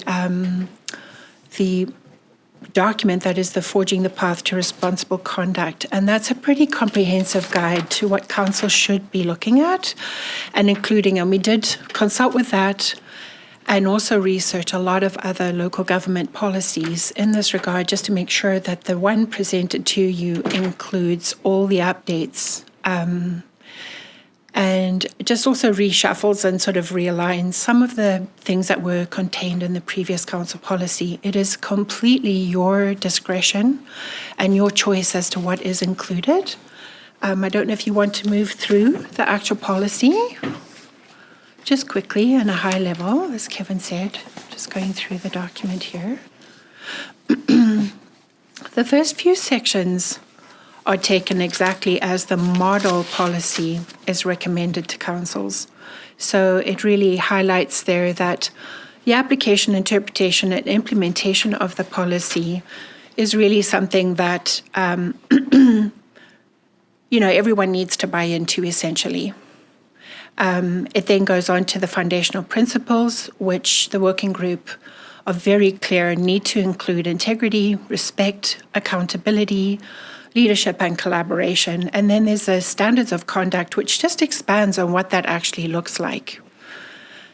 Following that is the optional areas of additional provisions that council might like to add. Under this section is various attributes that council has had in its previous policy, acting in the public interest, advocacy, conduct of meetings, which is also included within the council procedure bylaw. But the collection and handling of information was something that was missing in our previous policy, so that's been really expanded on. Further sections just clarifying what the conflict of interest is about and how to handle policy role of members and a workplace environment. There are other policies as well that the city has on social media, on harassment and bullying. Some municipalities choose to bring those into their code of conduct policy. That wasn't really recommended by staff just because we're going through our annual, our policy review manual is, our policy manual's under review, just, which happens after every election takes place. So it felt sort of premature to add policies in at this point when they may be changing, right? And further to that as well is just the enforcement section. So under breaches, complaint handling, and disciplinary action, looking across at many other local governments, the section that has been proposed there is a starting place for council to see if that's something they have appetite for. This is very close to what the PRD uses. And there are certain things that you may want to take out or add to it. It's totally your call. So I hope that's helpful. Thank you, Joe. I think it was very helpful, and thank you for all the work that you put into this. So Councillor Parslow, did you, oh, Well, yes, just got to push your button there, sir. I think it would be good to review in detail the enforcement section. Some of the issues that I know have gone on in the province of British Columbia involving local councils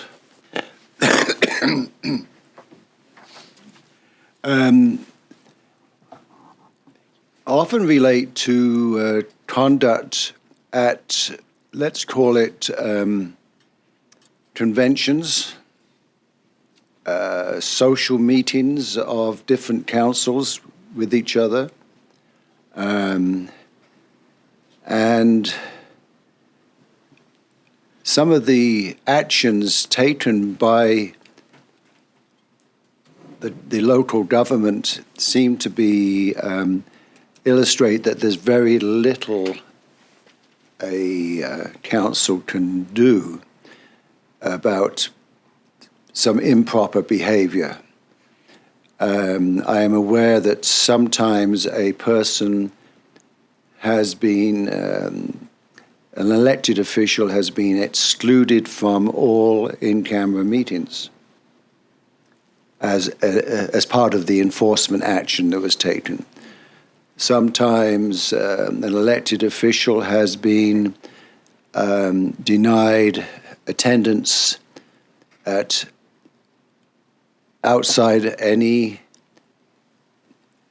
meetings outside of the community they represent. And one common theme that these illustrations, right,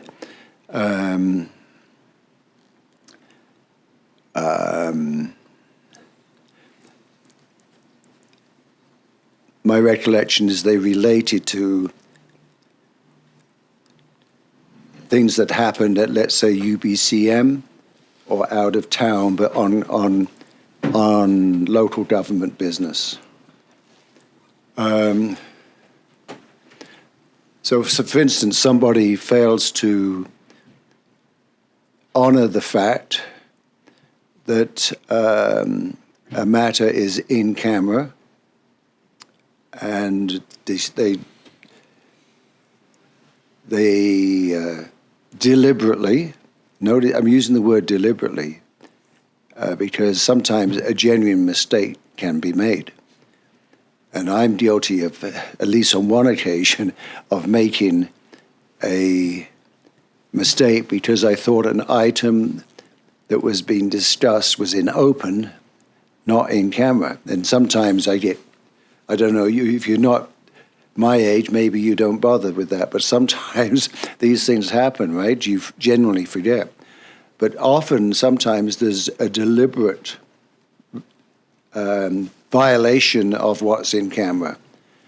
And I think we might want to paint some possible things that could happen and tie to that a process with a range of penalties, right? I mean, everybody's entitled, unless it's something really really serious, to, what's the word, progressive discipline. And I think we should have a progressive discipline model within our code of conduct, which doesn't prescribe what will happen, but does describe the options open as it relates to discipline. Am I making sense, Joanne? I wonder if I can just respond to that. Yeah. During the research for this, pardon me, under Chapter 4 of the Forging the Path document, they talk about sanctions. Some of the examples of sanctions provided include requesting a letter of apology, mandatory education, training, coaching, or counseling, suspension and or removal from some or all of the committees or other bodies, public censure, letter of reprimand or formal warning, publication of reprimand or request for an apology and the member's response, suspension or removal as acting or a deputy mayor or chair, restrictions on presenting the local government or attending events and conferences, limits on travel, expenses beyond those in corporate policies, limiting access to certain local government facilities, requirement to return local government property provided for convenience, restrictions on how documents are provided to the member, and reduction in compensation. So there is really a whole array of different types of sanctions that could be applied as council sees fit. In the policy as it is proposed, it would be at the discretion of the third-party investigator. And something else that became clear as well is, because this is relatively new, that councils are updating their policies to include this, they haven't fully been tested in the courts. So there is a need, and it is outlined in the Forging the Path document clearly, that, some legal advice in certain situations would be prudent as well. So is your proposal, and the last comment too, I think those range of options should be clear in our policy. We can certainly add that as all the options are outlined here. The preference is, and the encouragement throughout all the work that was done, is for council to always seek to resolve things in a friendly, amicable way, however and whenever possible. That is the preference, and we can add to the policy under the enforcement that when that has been attempted and hasn't resulted in a positive outcome, then it would go to a third party. And we could add all of these, absolutely, if that's your preference. Well, it certainly would be my preference, but that's up to others to decide. Yeah, I think I like that. Yeah, too. Is there any other questions? Well, I guess, Joe, do you have any questions to us on, maybe things that you, while going through this, that you think should or shouldn't be in? I know you did a proposal, but is there any questions you have for us, or that direction you need, I guess, from us? I think what really struck me was, even looking at the local government policies throughout BC, there were a lot provided through as links within that Forging the Path document. And in addition, I did look right across as I did a search and just found all other municipalities that have been working on this as well, and what theirs have looked like, what their reports to council have looked like as well. And I really wanted to make sure that there weren't any significant gaps in our policy. There are things that other people have added to make it more comprehensive, but what I saw for the most part was addition of other policies that exist in the city, and I feel our policy is saying that council will comply with all the city's policies from the get-go. I do think the addition of the aspects on integrity, respect, accountability are so clear and concise, and it's really great that they provided the model of conduct, because I see lots of municipalities are including that, as it's really, a clear framework of what's meant by that.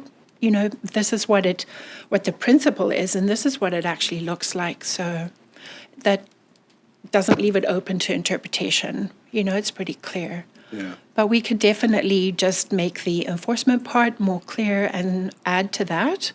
But I don't think at this point in time that, I do know that we had, say, our social media policy on the table for some research and development, and I don't know that we're there or to put anything into this particular policy at this point in time relating to other policies to do with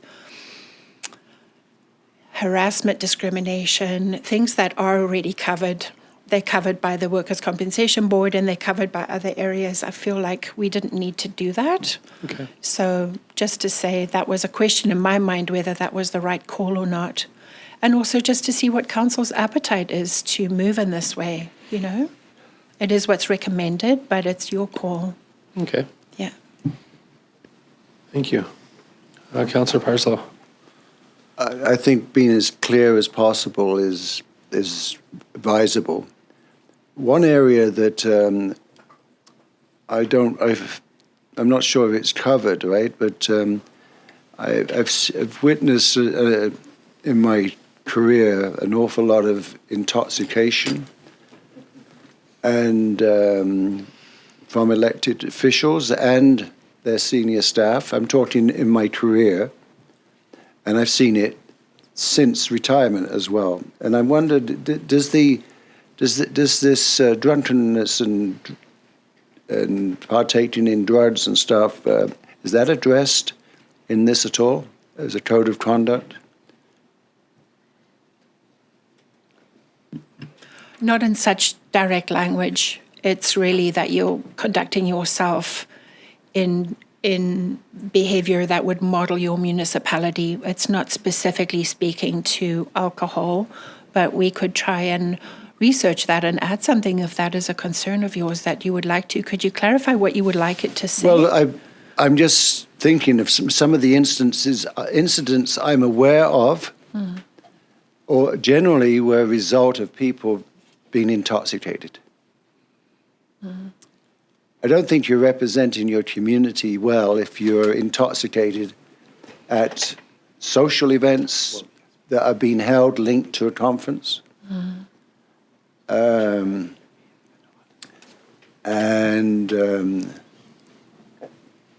My preference is to be explicit about that. Okay. We can definitely look into that and That's see just how my other... preference. I mean, I don't know what the rest think. Anybody else have any?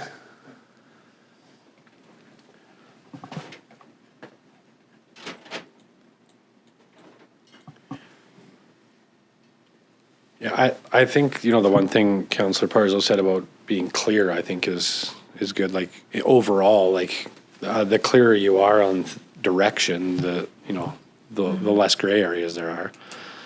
I don't know. Some of that, might be common sense to some, it might not be to others, right? So.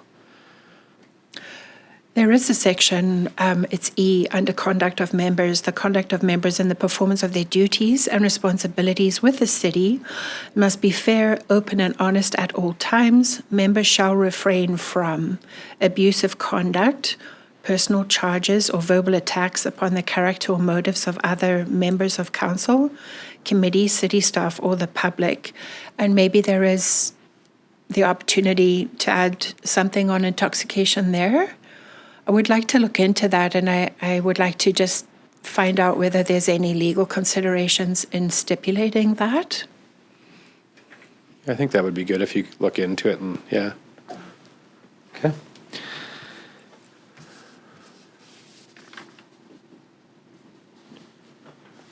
Is there any more questions? No? Okay, thank you, Joe. Thank you for the time that you put into putting this together, and yeah, thank you very much. Thanks, Your Worship. Brenda, were they? Okay.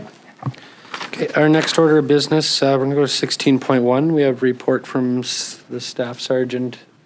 Oh, I don't see, but I'm assuming it's Staff Sergeant Moffat. The RCMP is here. Oh, is it? Corporal Peddle?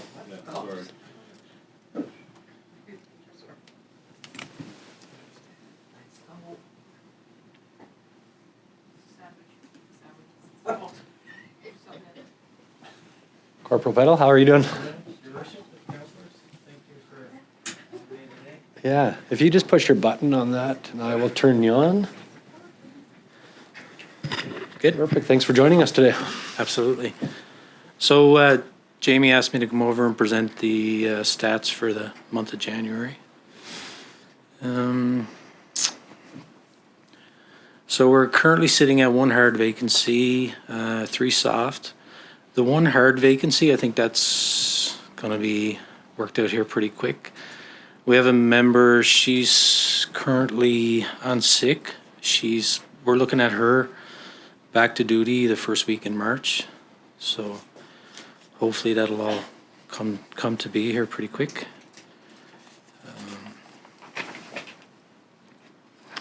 For the month of January, we had 611 calls, which is a 2.2% decrease from January last year. In the city, however, we've seen a 17% increase over January of last year. I think we've seen just over 504 calls for the city. The trends, motor vehicle, theft of motor vehicle, we had 2 for January, whereas last year we'd seen 8. So we've seen a decrease of 75% there. Theft from vehicles, that's no change for that.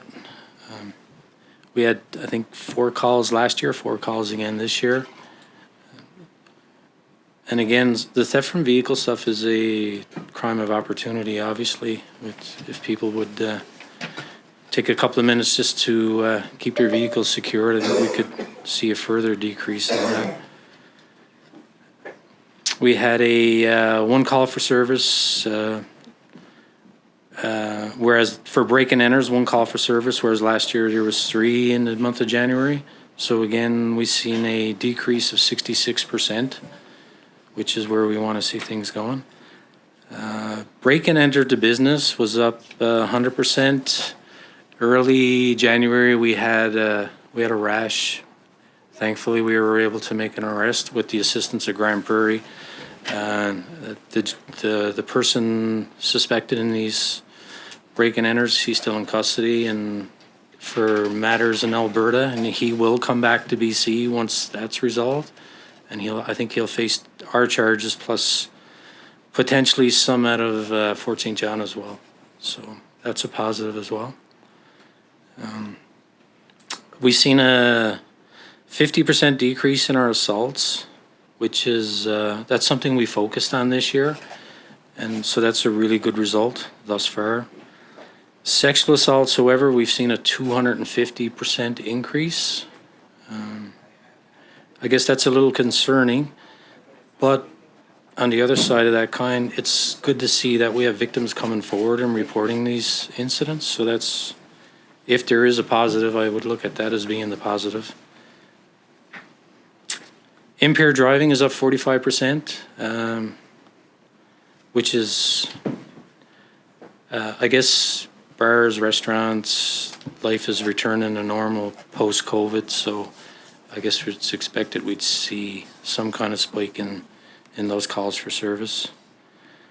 We had a decrease in our motor vehicle collisions, which I think attributes to the weather as well. It hasn't been a horrible winter, so that's favored us.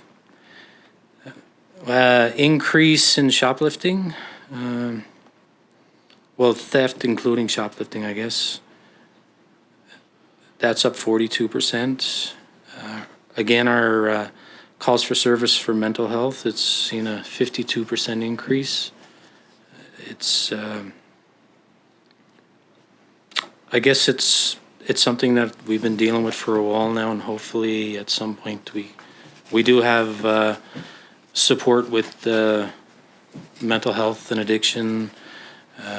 So we're working towards hopefully seeing a decrease, or some of our partner agencies hopefully can help with alleviate some of those calls. That's I guess that's the gist of where we're at for the month of January. If anybody has any questions, I'm more than happy to try and answer them for you. Thank you. And just for my clarification, because sometimes it's Corporal Peddle, right? Yes. Okay, thank you. Councillor Earl, thank you for the report too, by the way. Councillor Earl. Thank you, Your Worship, and welcome, Corporal Peddle. Good to see you as always. So a couple questions with respect to the statistics. You cited the mental health calls being up. I know during Staff Sergeant Worrell's tenure, one of his first priorities was to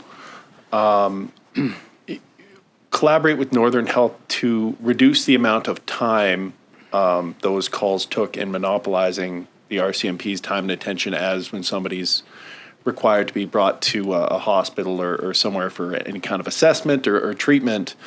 The handoff could sometimes take several hours, in which case that officer then isn't out and about, being a presence in the community, addressing the other needs.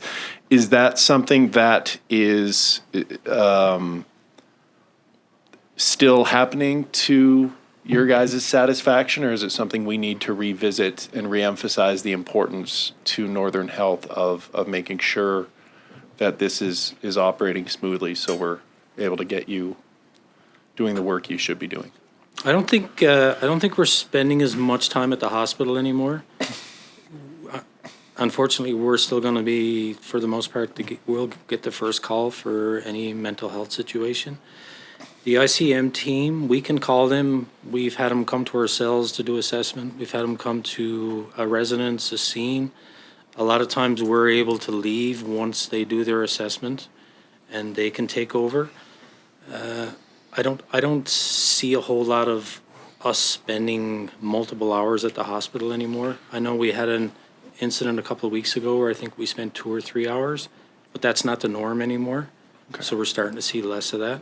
Good to see. Second question, I appreciate at the bottom of the report the calls for service pie chart, and specifically underneath it, the Peace Region reduction unit property crime trend responses. So, I mean, in reading this, it looks like, as you mentioned earlier, life returning to normal after COVID would maybe account for the significant spike we had over the summer and fall of 2022 with respect to our property crime. But there's been a substantive dip in that since then.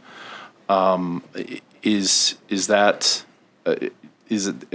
I reading that right? Is that your take on it? That maybe the previous year's summers were less than they might have otherwise been due to COVID, and this is kind of a return to normal? Unfortunate. I mean, I don't want to say normal like it's acceptable or desirable, but you know what I'm referring to, I think. Yeah, I think all our calls for service trended down during COVID, so I don't think it's unreasonable to say that a spike would be, yeah, and I understand the normal part, but yeah, life is moving on. People are, getting back to normal, so I guess that would account for the spike. Okay. I'm sure there's other issues that account for it as well, but that definitely played a part in it.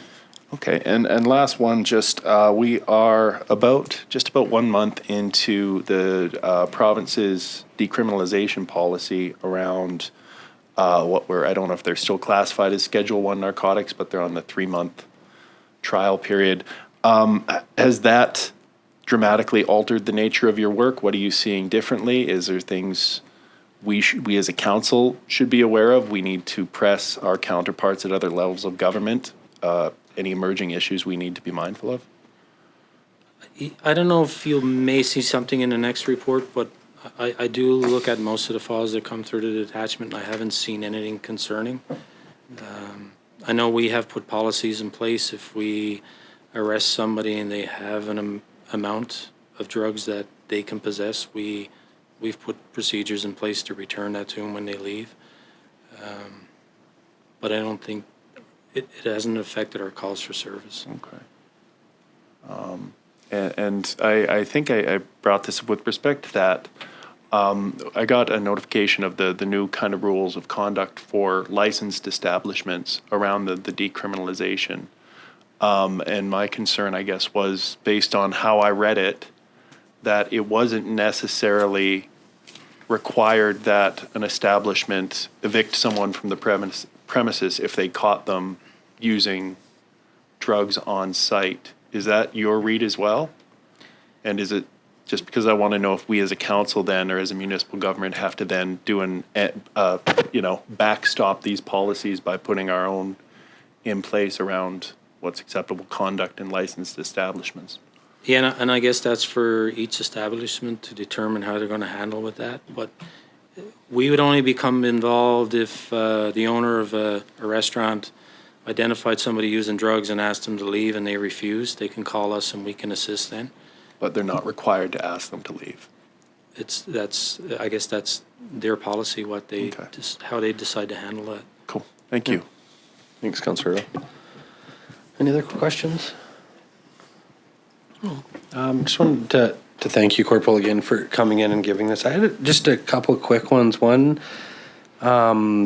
just under the theft. I guess two. The one about theft in businesses being up and that individual is detained and held in custody, you said, which is in Alberta. I know BC has worked around changing some of that. Like, would have that person been held still if they were in BC? Like, is that changed since we've? Potentially.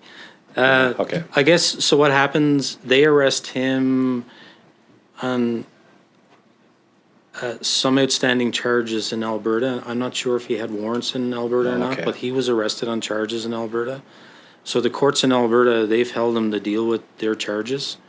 I would suspect coming back to BC, he would probably be held, but again, that's a court decision, not ours, right? But I think there's enough charges in place, and the weight on those charges should have him held. Especially he's got no ties to our community, so Yeah. there's no reason that he should walk away. Yeah, okay. Thank you. And then the other one too is, I know with the percentages of increase and decrease, sometimes it's hard because the number is so small. Like, you add 1 or 2 to some and it's 100 or 200% and it looks like a lot. But the one that did kind of stick out to me was the theft one, because there was 449 calls, which is an increase of 130 calls in 1 month, which is a lot, right? When you're doing that. So is there... I'm just looking at that, and that number seems off to me for 1 month. Yeah. I'm wondering if that stat got put in there for the entire year as opposed to 1 month. Gosh. I could follow up and definitely let you know. Okay. Yeah, That I was is- thinking, that is I'm like, way that's off. like 15 calls a day. That's a Vancouver month, not a Dawson Yeah. Creek Okay. month for sure. Okay. Perfect. And then one last thing I did have, just to get out there in the community. I know, like, we've had a lot of discussion over the last 6 or 8 months about the COPS program and getting that up and running. And from what I understand, I know a couple of counselors are sitting on there and have been out patrolling. But is it officially kicked off, and do they have quite a few volunteers, or do you know much about that? I'm not sure.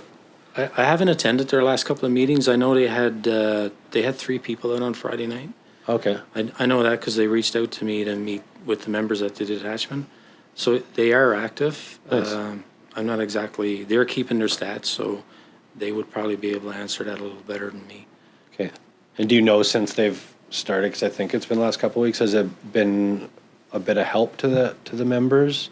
I believe so, because I know they do meet with the members at the beginning of their shifts, so they'll go have a sit down for a coffee at Tim's, or they come to the detachment. So they're communicating. I haven't spoken to the watch that was on Friday night because they're on days off right now. Okay. I can, and again, I can follow up and give you an answer for that if you want. Okay. Yeah, it'd be great to know. Sure. So, okay. Well, if there's no more questions, thank you very much, Corporal Peddle, for coming down and sharing. So, thank you. Thank you very much. You guys bet. have a great day. Have a great day. See you now. All right, our next order of business is 16.3, report from the Developed Service Manager regarding the South Peace SPCA contract. As well, we have Adrian McBride, the Senior Director for Community Animal Centers, and Corey Bonwick, the Municipal Animal Service Manager, attending on Zoom as well. So I guess before we get into this, sorry. We do have the annual report from the SPCA, and then Bill, did you want to push your button there? Sure. Good afternoon, everyone. I'll just give a bit of a backstory as to where we're at and why we have this committee of the whole report coming forward. In January, presented a report to Council for Animal Control and Kenneling Options. There's a bit of an increase from 198,000 to 475,000. Council wanted to really have some conversation on where those increases came from and why. So, committee of the whole report that I put forward, basically there's some questions to consider. Did the previous contract with the BCSPCA of $198,243 reflect the actual costs and services provided Does the new proposal, BCSPC proposal, with the implementation of increased costs spread over the 5 years, reflect the proposed costs and services that'll be provided? And is that new proposal of value to the city? And if not, why? If there's a, reduction of services, what would that look like and what could those implications be? So we did chat with BCSPC and they're here as well to present to you and answer any questions you may have. Okay. Thank you, Bill. I'll leave it at that for now. And welcome, Adrian and Corey, to our committee of the whole. And we're glad you came here. We obviously, Bill touched a little bit on the report that was brought to council, and there was some concerns on council's behalf on the request of the increase over the next 4 years, which is understandable. So we decided to have this as committee of the whole, just to have some open discussion. I wanted to thank you as well for sending the annual report and also the income statement, which I understand is confidential. So in this part of the session, we'll answer anything that has to do with the report. If we want to go into the confidential, we'll have to switch our format of the meeting. But so I'll turn it over to you. I don't know if there's anything that you wanted to start off with by sharing, but welcome. So. Thank you so much. Happy to be back and see everyone again. So just another quick introduction for myself, just to reintroduce myself. So I'm the manager of municipal animal services. So I've been working quite closely with the staff at the City of Dawson Creek, just discussing a couple of different options, providing some background information. One thing I just wanted to note was that the amount that was quoted in the report, which was the 475, the amount that we proposed was actually a little bit less because we did take into account some potential revenue. So the amount that we had originally put forward in the fall was actually $432,928 rather than the 475. So a fair bit of difference there. Just to give, again, a little bit of background on our kind of analysis, just to touch on the, in terms of the previous amount versus the new amount, we've been applying a different analysis to our contracts just to get a better idea of what the contracts are actually costing us as an organization to provide those services for. And so in many of our contracts, including this one, there was quite a high increase in our costs in terms of the actual cost versus what we had anticipated before or had assumed they were before. But like I said, I've been working quite closely with the staff at the city just to come to an agreement because the partnership is very important to us. We want to continue working with the city. So that's why we're more than happy to be here and answer any questions that you might have, provide any information and so on. I'll let Adrian maybe introduce herself just because this is her first time here. I just was going to add, we can only see, we can't actually see council right now. Adrian, I don't know if your camera's, okay. Are you able to see myself or nobody? I think it's Bill there. Oh, okay. Bill might have to shut his. Oh. We'll see if that might adjust the cameras now, but. Yeah, now it's much better. Now that's much better, yeah. Okay. I don't know. I'd maybe rather stare at Bill the whole time than us, but. I was going to say, no offense to Bill, but it's a little easy. Adrian, go ahead. Again, I'd like to appreciate the opportunity to be here today and have a conversation about this. I really appreciate council's willingness to talk about it and have open dialogue. Just for a bit of background on myself, I've been with the SPCA just under a year in my role as Senior Director for Community Animal Centers. So I oversee all of the animal centers across the province, including the center in Dawson Creek. my background prior to joining this role with the BCSBCA was in Ontario.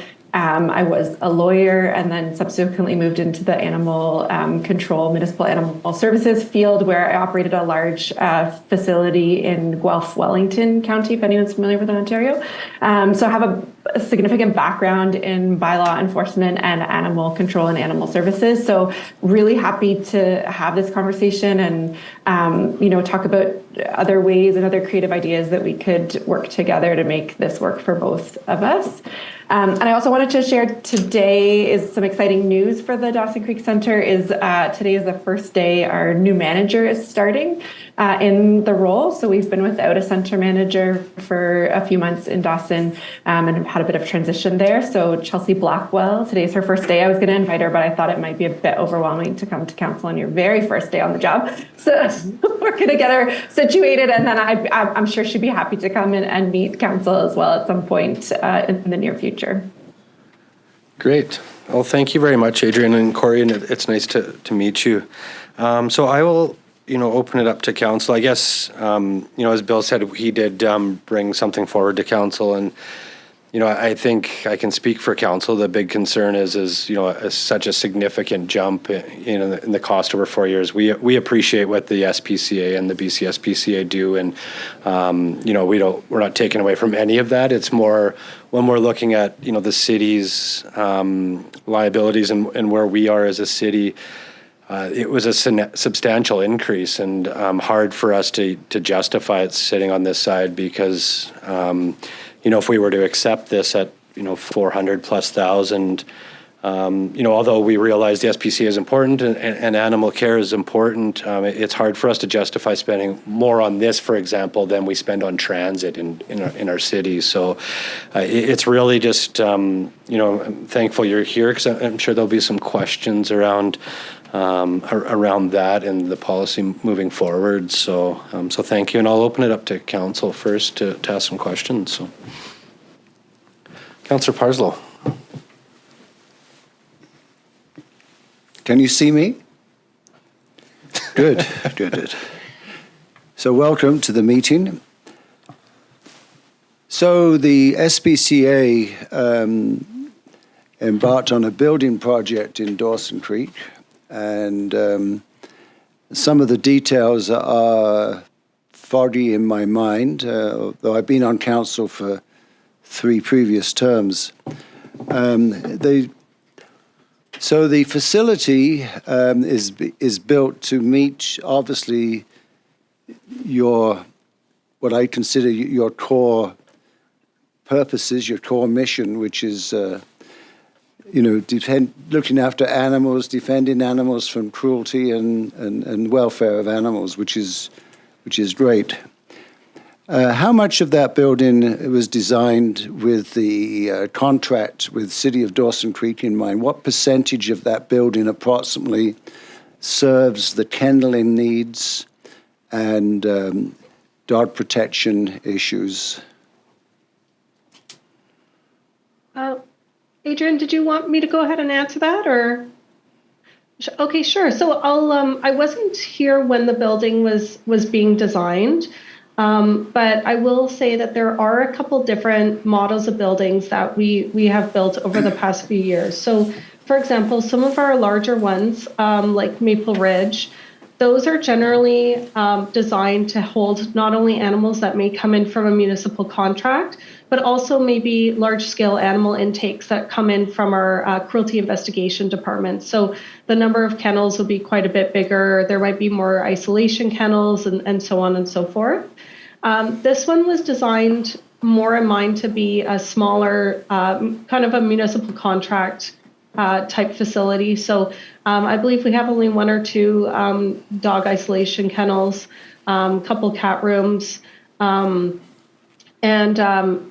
quite a large humane education room as well, the multi-purpose room. So that is essentially built with more of the community services in mind that are normally tied into having a municipal contract, like the kids' camps, food bank, and all that. Those services we would provide even without the municipal contract, but Obviously, being the city pound, we do get quite a bit more foot traffic in than we would if we were simply another rescue organization in the area. And then we even have the separate office that was built with the animal control officers in mind. So it was rebuilt, obviously, because the old building was quite old and not really good to operate out of anymore. But we also built it with the intention that we would be partnering with the city long term. So it's not a particularly large facility. And Adrian, correct me if I'm wrong, but we don't usually take in a lot of large scale animal intakes directly there. Is that right? Like normally it'd be Prince George or Fort St. John when it's back up and running. Yeah. So it is meant to be more of a local kenneling building. The reason I'm asking is that looking at the amortization aspect of budget, a significant portion of a change from the years covered in that spreadsheet shows a real difference in the amortization. So that's a big cost driver. Yeah, absolutely. And generally that type of thing isn't something that we take into account when we're looking at the analysis. So for example, the number of animals that come in through the municipal contract at the moment is around 70% or so of our total animals that come into the branch. So other sources could be from cruelty, investigations, a couple animals, owner surrenders, strays from outside city limits, so on and so forth. So what we do is we go in for into the operating expenses that are animal related. So even wages, if you were to look at, for example, like 2023, you could see that the wages are fairly high, and it would be 70% of those roughly that would be going into our calculation. So generally things like the administrative costs and the amortization, that's not something that we normally look at in terms of our costs. Adrian, do you want to add anything to that or speak to that? Yeah, just to add it in the cost breakdown that we've provided, it's the allocation for operating the facility is only $33,000 of the total amount. The majority of the costs associated with the cost of the contract are related to the veterinary services and the wages for the staff that are employed there. Thank you. Thank you. I guess just before we ask more questions, just to you, Adrian and Corey, if we're getting, I know some of the documents you sent us were confidential, so I realize we're not getting into numbers of that, but if you feel like some of it you don't want publicly, then just say that and we can go into an in-camera if there's more discussion around that stuff. Sure. So, yeah, no problem. So I'll leave it up to you. If it's the odd number or something, that's fine. It's just normally we provide it more aggregate data because each location is quite different. So yeah, that's okay. Yeah. Okay. Yeah, I just wanted to bring that up, just that we are respecting the confidentiality of these. So, Councillor McDonald. Thank you, Worship. Building off of the statement of wages and that, if we're comparing 2018 to your budget for 2023, I'm curious why is it about a 43% increase in wages and the justification of that? Yeah, I can speak to that. Absolutely. I think, in general, across the board, there's been an increase in the cost of labor since 2018 with minimum wage increasing. Certainly specific to the Dawson Creek community, we have to be a competitive employer. And there are certainly much higher paying jobs in the industries and sectors that are available in Dawson. And so in order to be competitive and keep staff on board, we need to offer compensation that is in line with market for the positions that we need to employ. And so that increase certainly is based on overall the organization engaged in a market analysis and a market survey. So they're not, those are not arbitrary numbers. Those are numbers based on a market survey of what our labor costs would need to be to retain and employ skilled staff. Thank you. Councillor Earl. Thank you, Your Worship, and thank you both for taking the time to meet with us again. In recent years, so we previously had 2 veterinary practices in town, and in recent years, one of those practices shut down due to retirement. Has that impacted only having kind of one sole source provider? Has that impacted costs in with respect to administering your contract, or I guess fulfilling your duties?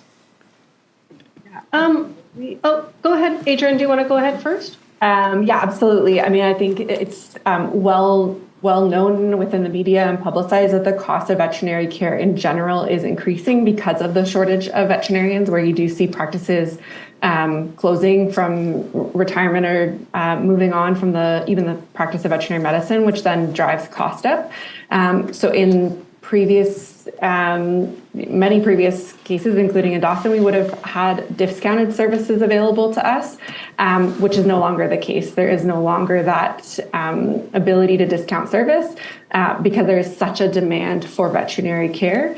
And that, coupled with the pandemic, which again, it was widely publicized, that there was an increase in pet ownership throughout the pandemic. I think the latest statistic is 3 million new pets were acquired in Canada during the pandemic.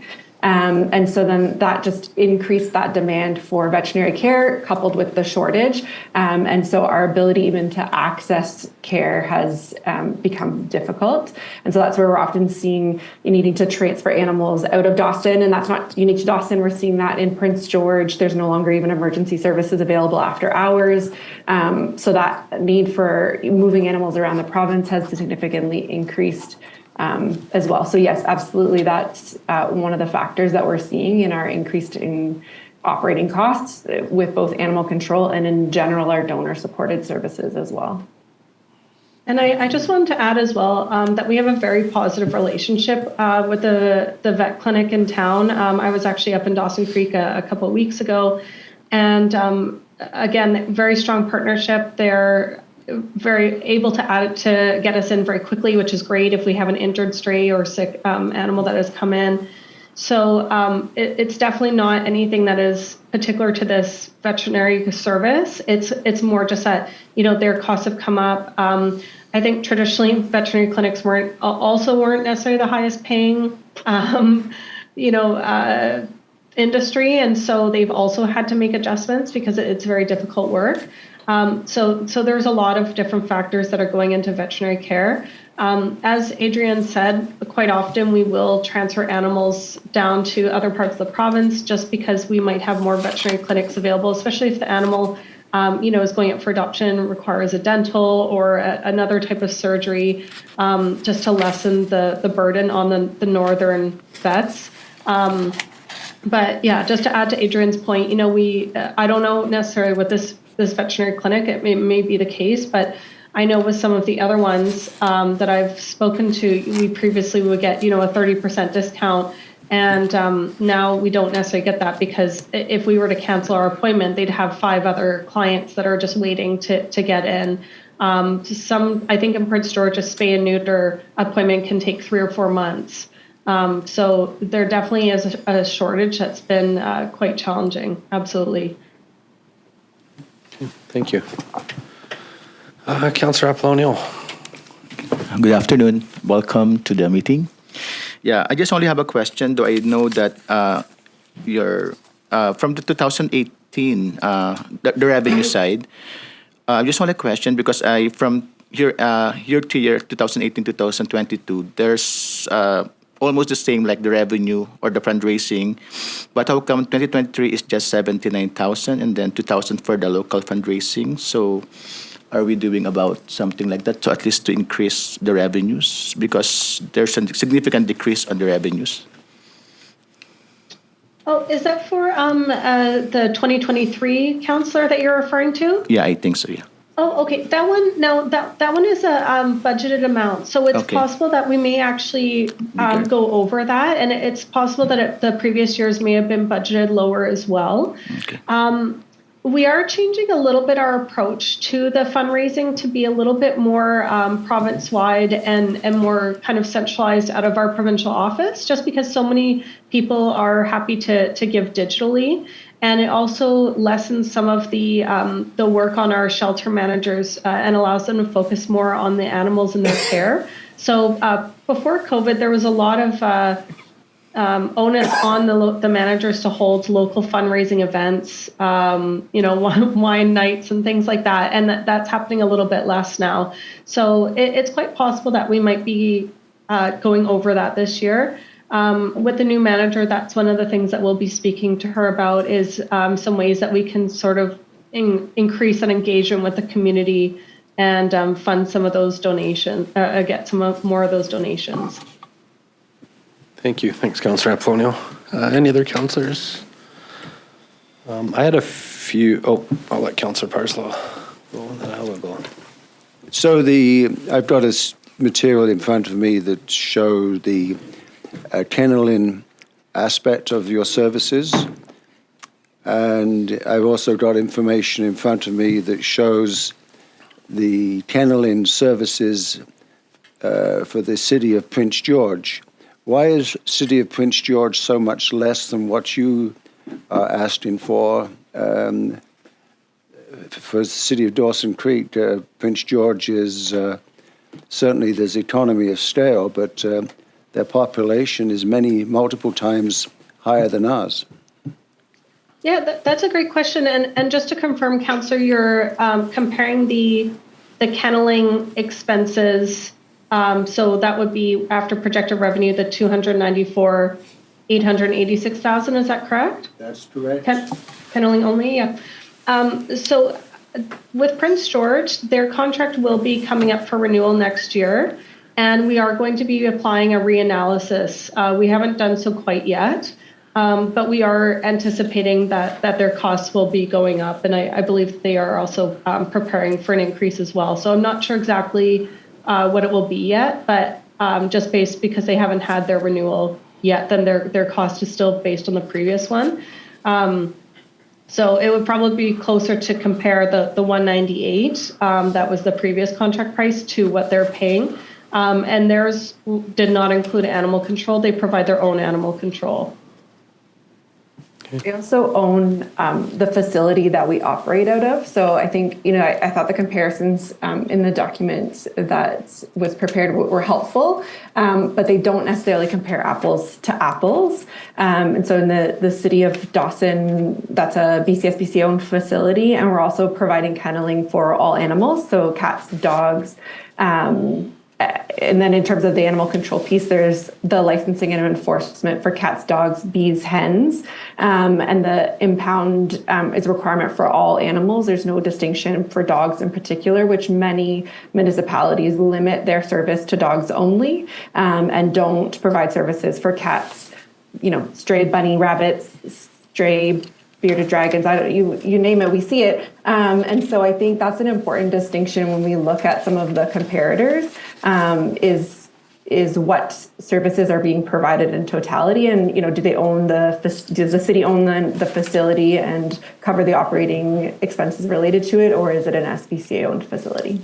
Yes, if I just asked a supplementary then to that, some municipalities only kennel dogs, not other animals. So what are the implications of that? And why would they make such a decision, as far as you know? Yeah, it's a great question. I think, it's probably based on a lot of different things. The will of council is a big one, and the pressure from the community. I mean, what is the expectation of the citizens of Dawson Creek or the municipality that the elected councillors are representing, I think is really important.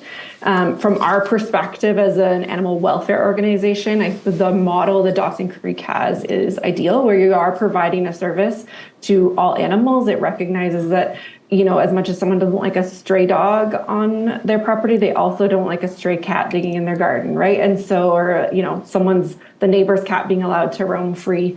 And so I think the model that you have is I like that it's called the animal responsibility model, and it recognizes that all, animal owners in the community everybody has the same responsibility, not just dog owners. The dog owner sort of restricted to dog licensing, dog kenneling, stray dogs only is a more historic model. It doesn't represent modern practices. And as we're seeing municipalities update their bylaws, they are updating them to reflect more of what Dawson has already done in creating an animal responsibility bylaw. Thank you. Yeah, and just to add on Adrian's point as well, it's the dog only bylaw is great until you start to get nuisance animals of other types. And so a big one that we see in many municipalities that don't have a stray cat bylaw, for example, is you tend to have quite a few unfixed cats roaming around that can't be picked up because there's no legislation that allows the animal control officer to remove the cats, really, because they're not under the bylaw, and that can develop into feral cat colonies, and those exist everywhere, even where it's very cold, and unfortunately, when it gets cold, they start to burrow into people's boats or trailers or different places, and have babies, and it kind of becomes a big issue. So Prince George is a really good example of that. They've been struggling with a lot of feral cat colonies over the years.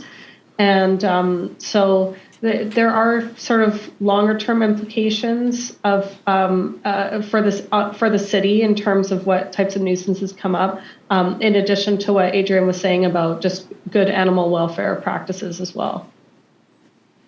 Thank you.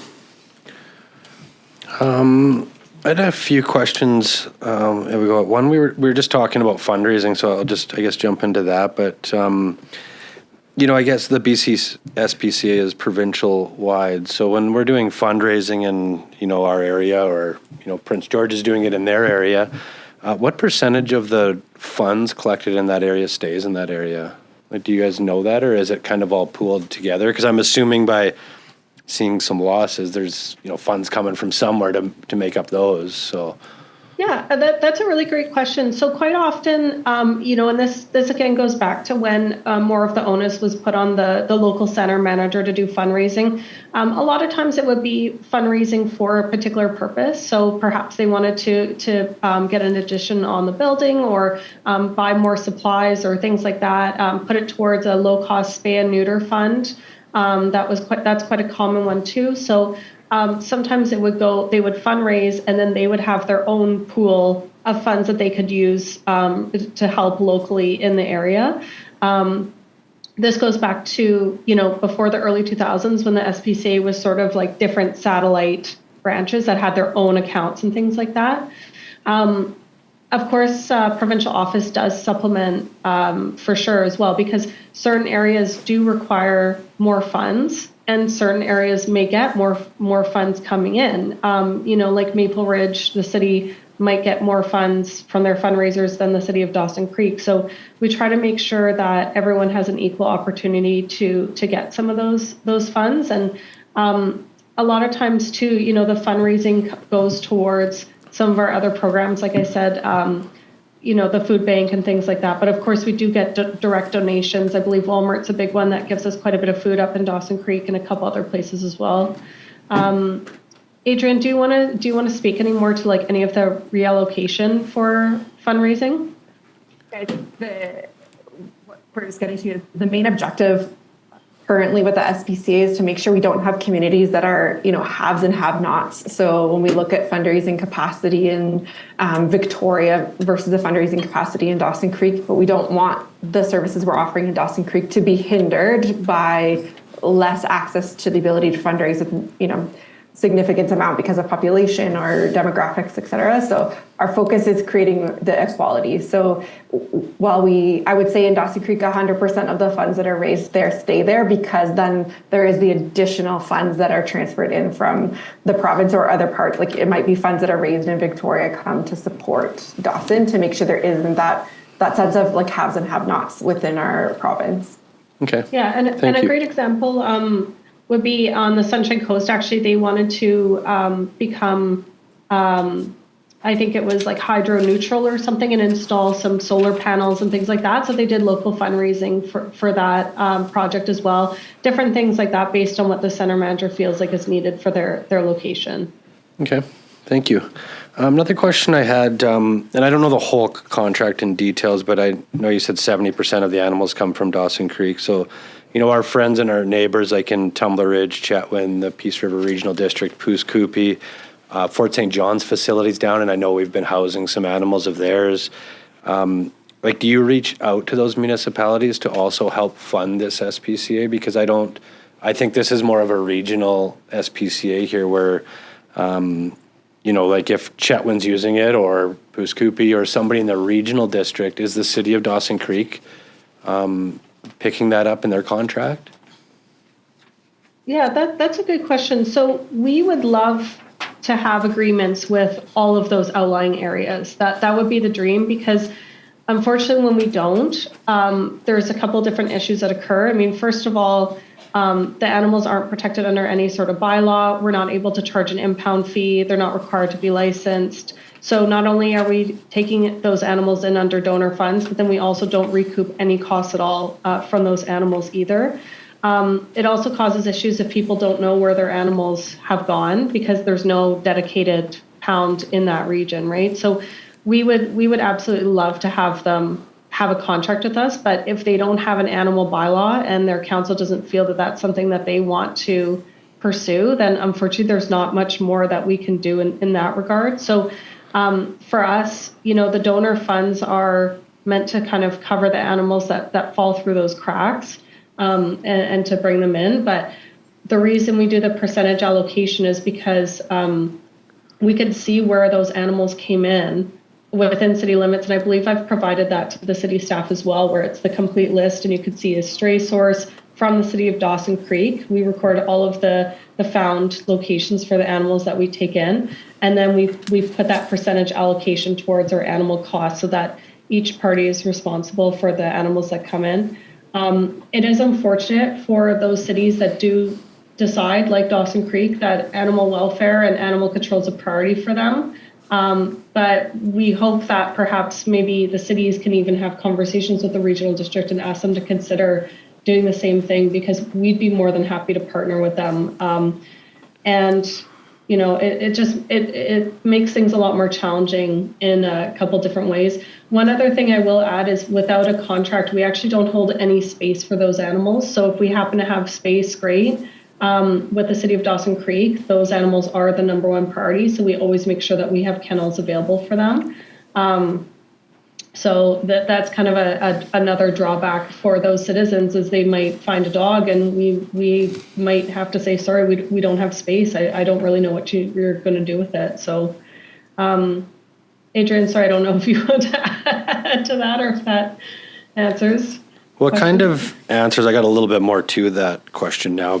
I'm just thinking, so one, I guess the income statement and you know, pro formas for the future that you've sent to us, is that based on 70% of the overall budget? And I guess if it is, then that makes sense. But if it's not, you're asking the city to pick up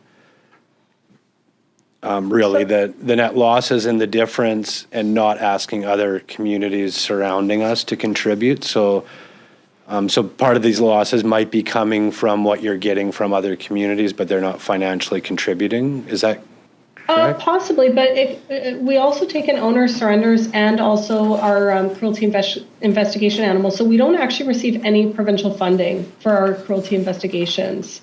So those losses could be related to those animals as well.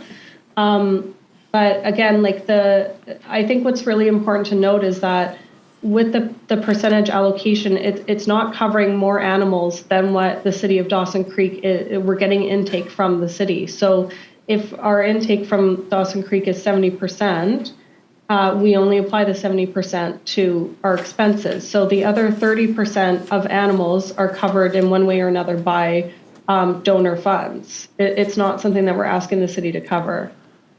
Okay. So then the income statement that you guys provided us, that's just 70% of the total?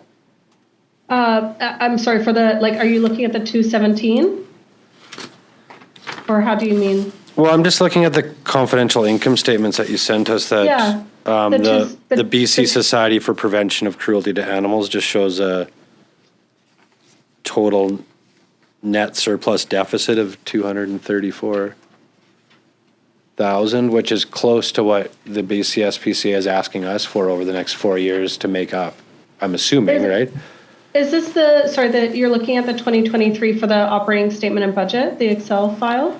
Yeah, the income statement, I'm looking at the budget for 2023, but the actual for 2022 is very similar to that number too, right? So, Oh, yes, I see, yeah. Well, and that is part of it too, is that for 2022, again, we were operating at a loss because for us to provide this contract, the amount that we had sent in the proposal is our actual costs.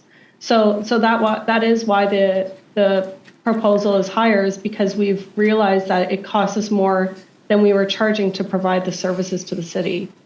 okay, so I guess just where I'm getting confused a little bit when you say 70%, so this is 100%, right? Like this, your income statement that you provided us, that's the actual income statement? That's not 70% of the income No, statement? that is Okay. the full income statement. Yes, Yeah. yes, my apologies, yeah. Yeah, okay, no, it might have been the way I asked too, so. No, and I understand that there is some work with staff on a proposal moving forward, so I appreciate that, and I'm sure that'll come back to council at one point. I got to ask this question because I'm just curious, but, and I, believe in the SPCA and the BC SPCA and what they do.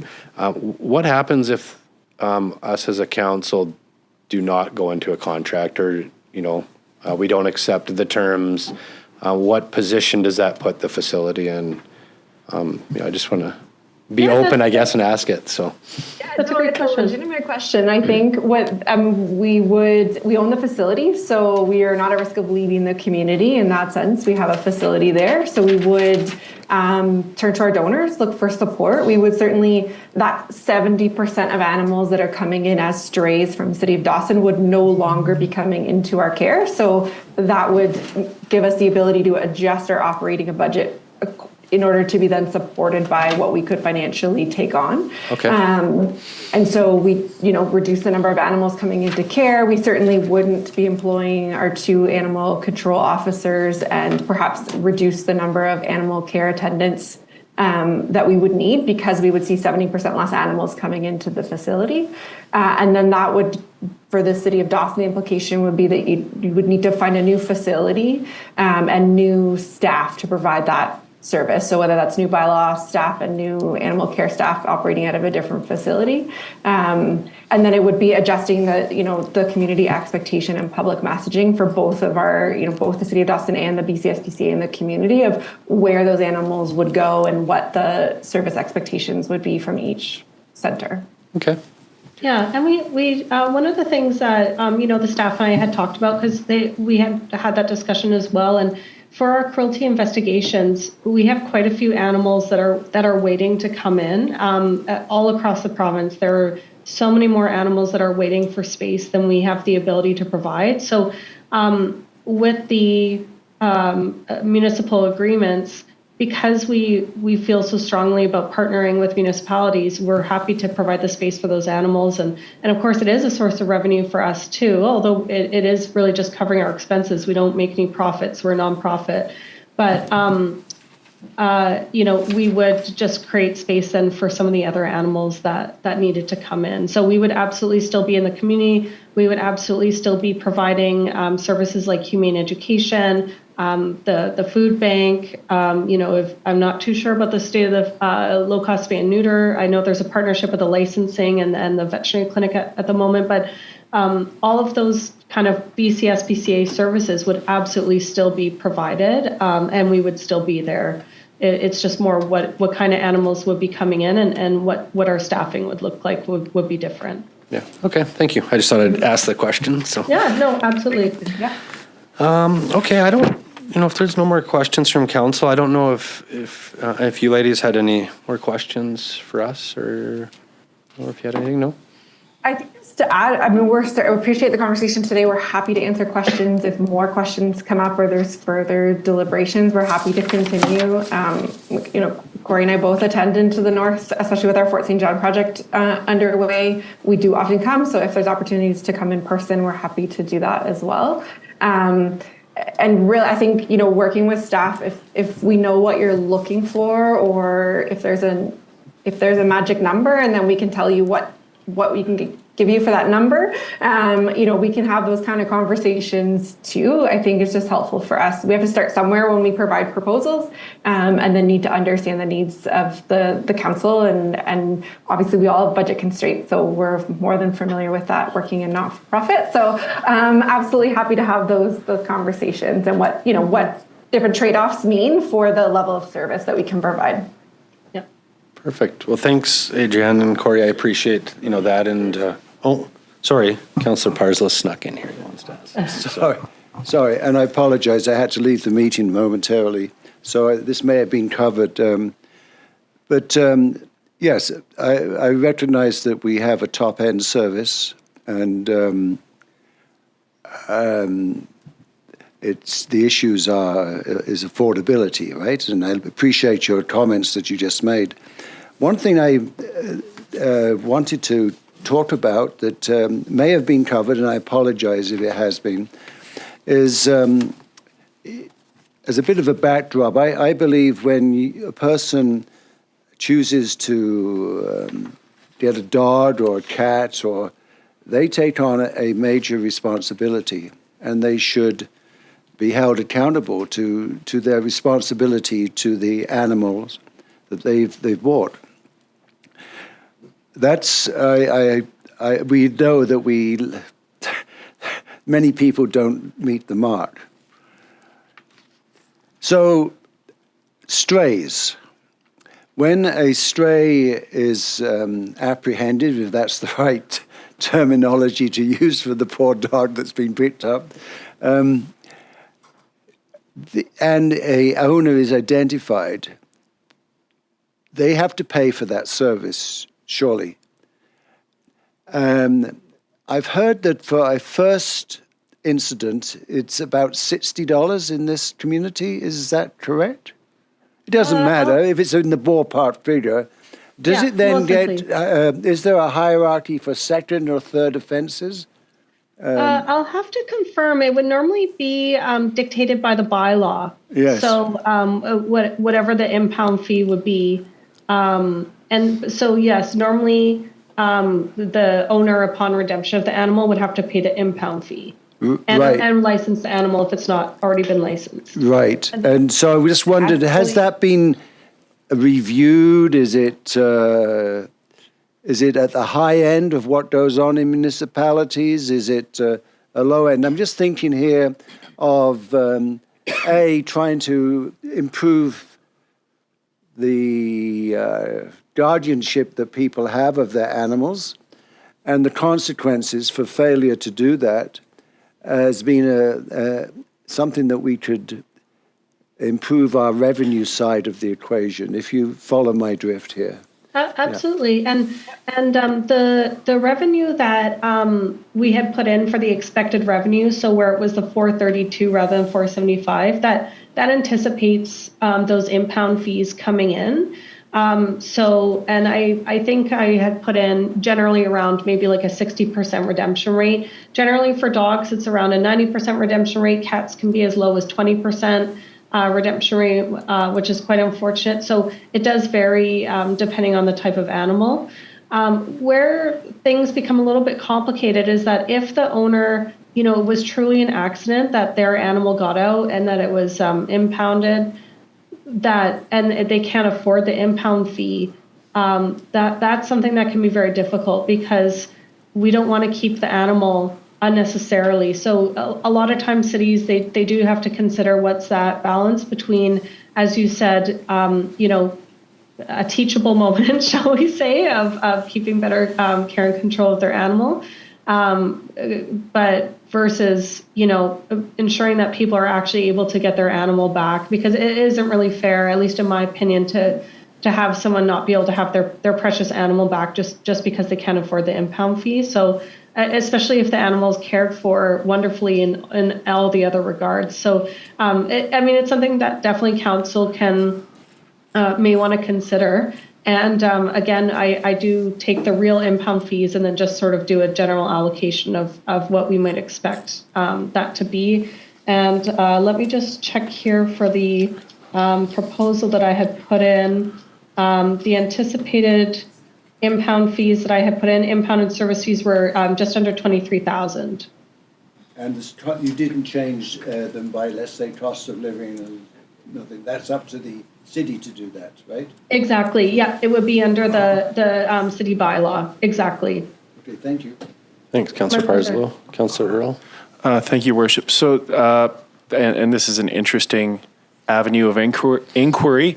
So the 23,000 in impound fees, is that what you expect to collect based on the 90 and 20% redemption rates of the animals?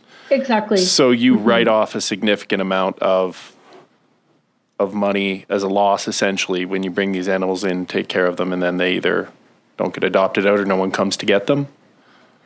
I would say our SPCA services kick in. So after an impound period of 5 days, nobody claims the dog, but it needs dental care and a spay and various other services. Then that's where that SPCA true services kick in, where that's a donor supported activity that we would cover. But no, we never get the fees back from somebody who doesn't, even when we sometimes know who it is, we write it off. Okay, so this is maybe going off the beaten path, but a question through your worship to staff.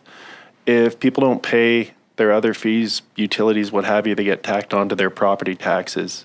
Would we be able to explore that with respect to people not redeeming their animals that are impounded?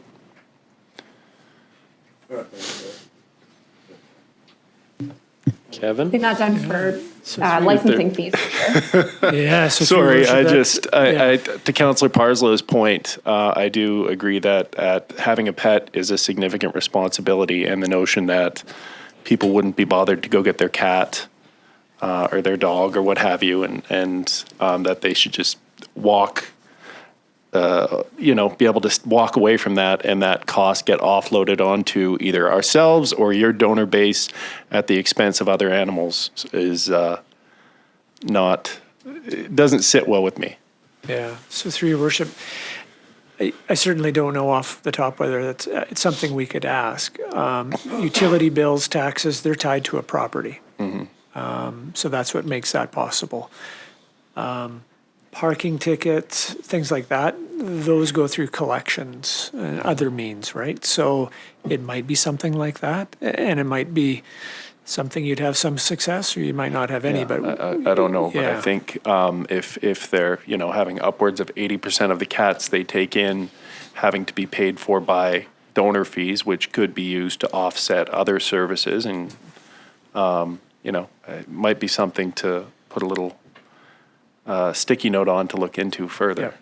Thank you. Sorry. And just to add to that, Councillor, as well, I know there was a situation actually maybe just a couple months ago in Dawson Creek. I've been supporting the animal control officers up there, where there was a woman whose cat was impounded. She called to confirm that her cat was there. Upon being told that there was an impound fee, she decided not to come. And so my suggestion was to the officers was to issue her a ticket for her animal to be at large. Just because, again, it's sort of the same idea of animal responsibility. So she didn't redeem her cat. I believe it got transferred down and adopted. But that is something that we sometimes take into account, is to at least make sure that there is some sort of financial, I don't want to say a punitive measure, but something like that. Just to, it's not fair, right? And it's not fair for the cat either. No, for sure. Thank you. If there's no more questions, I just want to thank you again, Corey and Adrian, for joining us today and, being so open and having this dialogue with us. I think it helps a lot. And, Yeah, you know, I definitely want to thank you for what you do for the animals and what you do every day as well, too. So thank you very much. Thank you. Thanks, everyone. You're welcome. Have a great day. You too. Thank you. Bye-bye. Bye. All right, our next order of business is 17, recess to close meeting. So a resolution to move into a meeting of council for close to the public. We got agenda items 3.1, 3.2, 4.1, section 90 minutes as previously noted. Agenda item 6.1 and 7.2, section 91E, the acquisition, disposition, or expropriation of land improvements.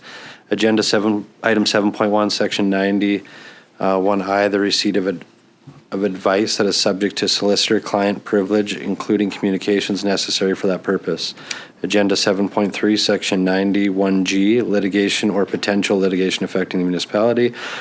Agenda 7.4, section 91K, negotiations and related discussions respecting the proposed provision of a municipal service that are at their preliminary stages.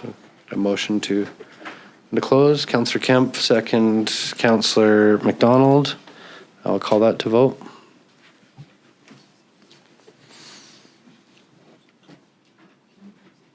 Vote is closed and it's carried. So we will take however long we need, move to closed, 5 minutes.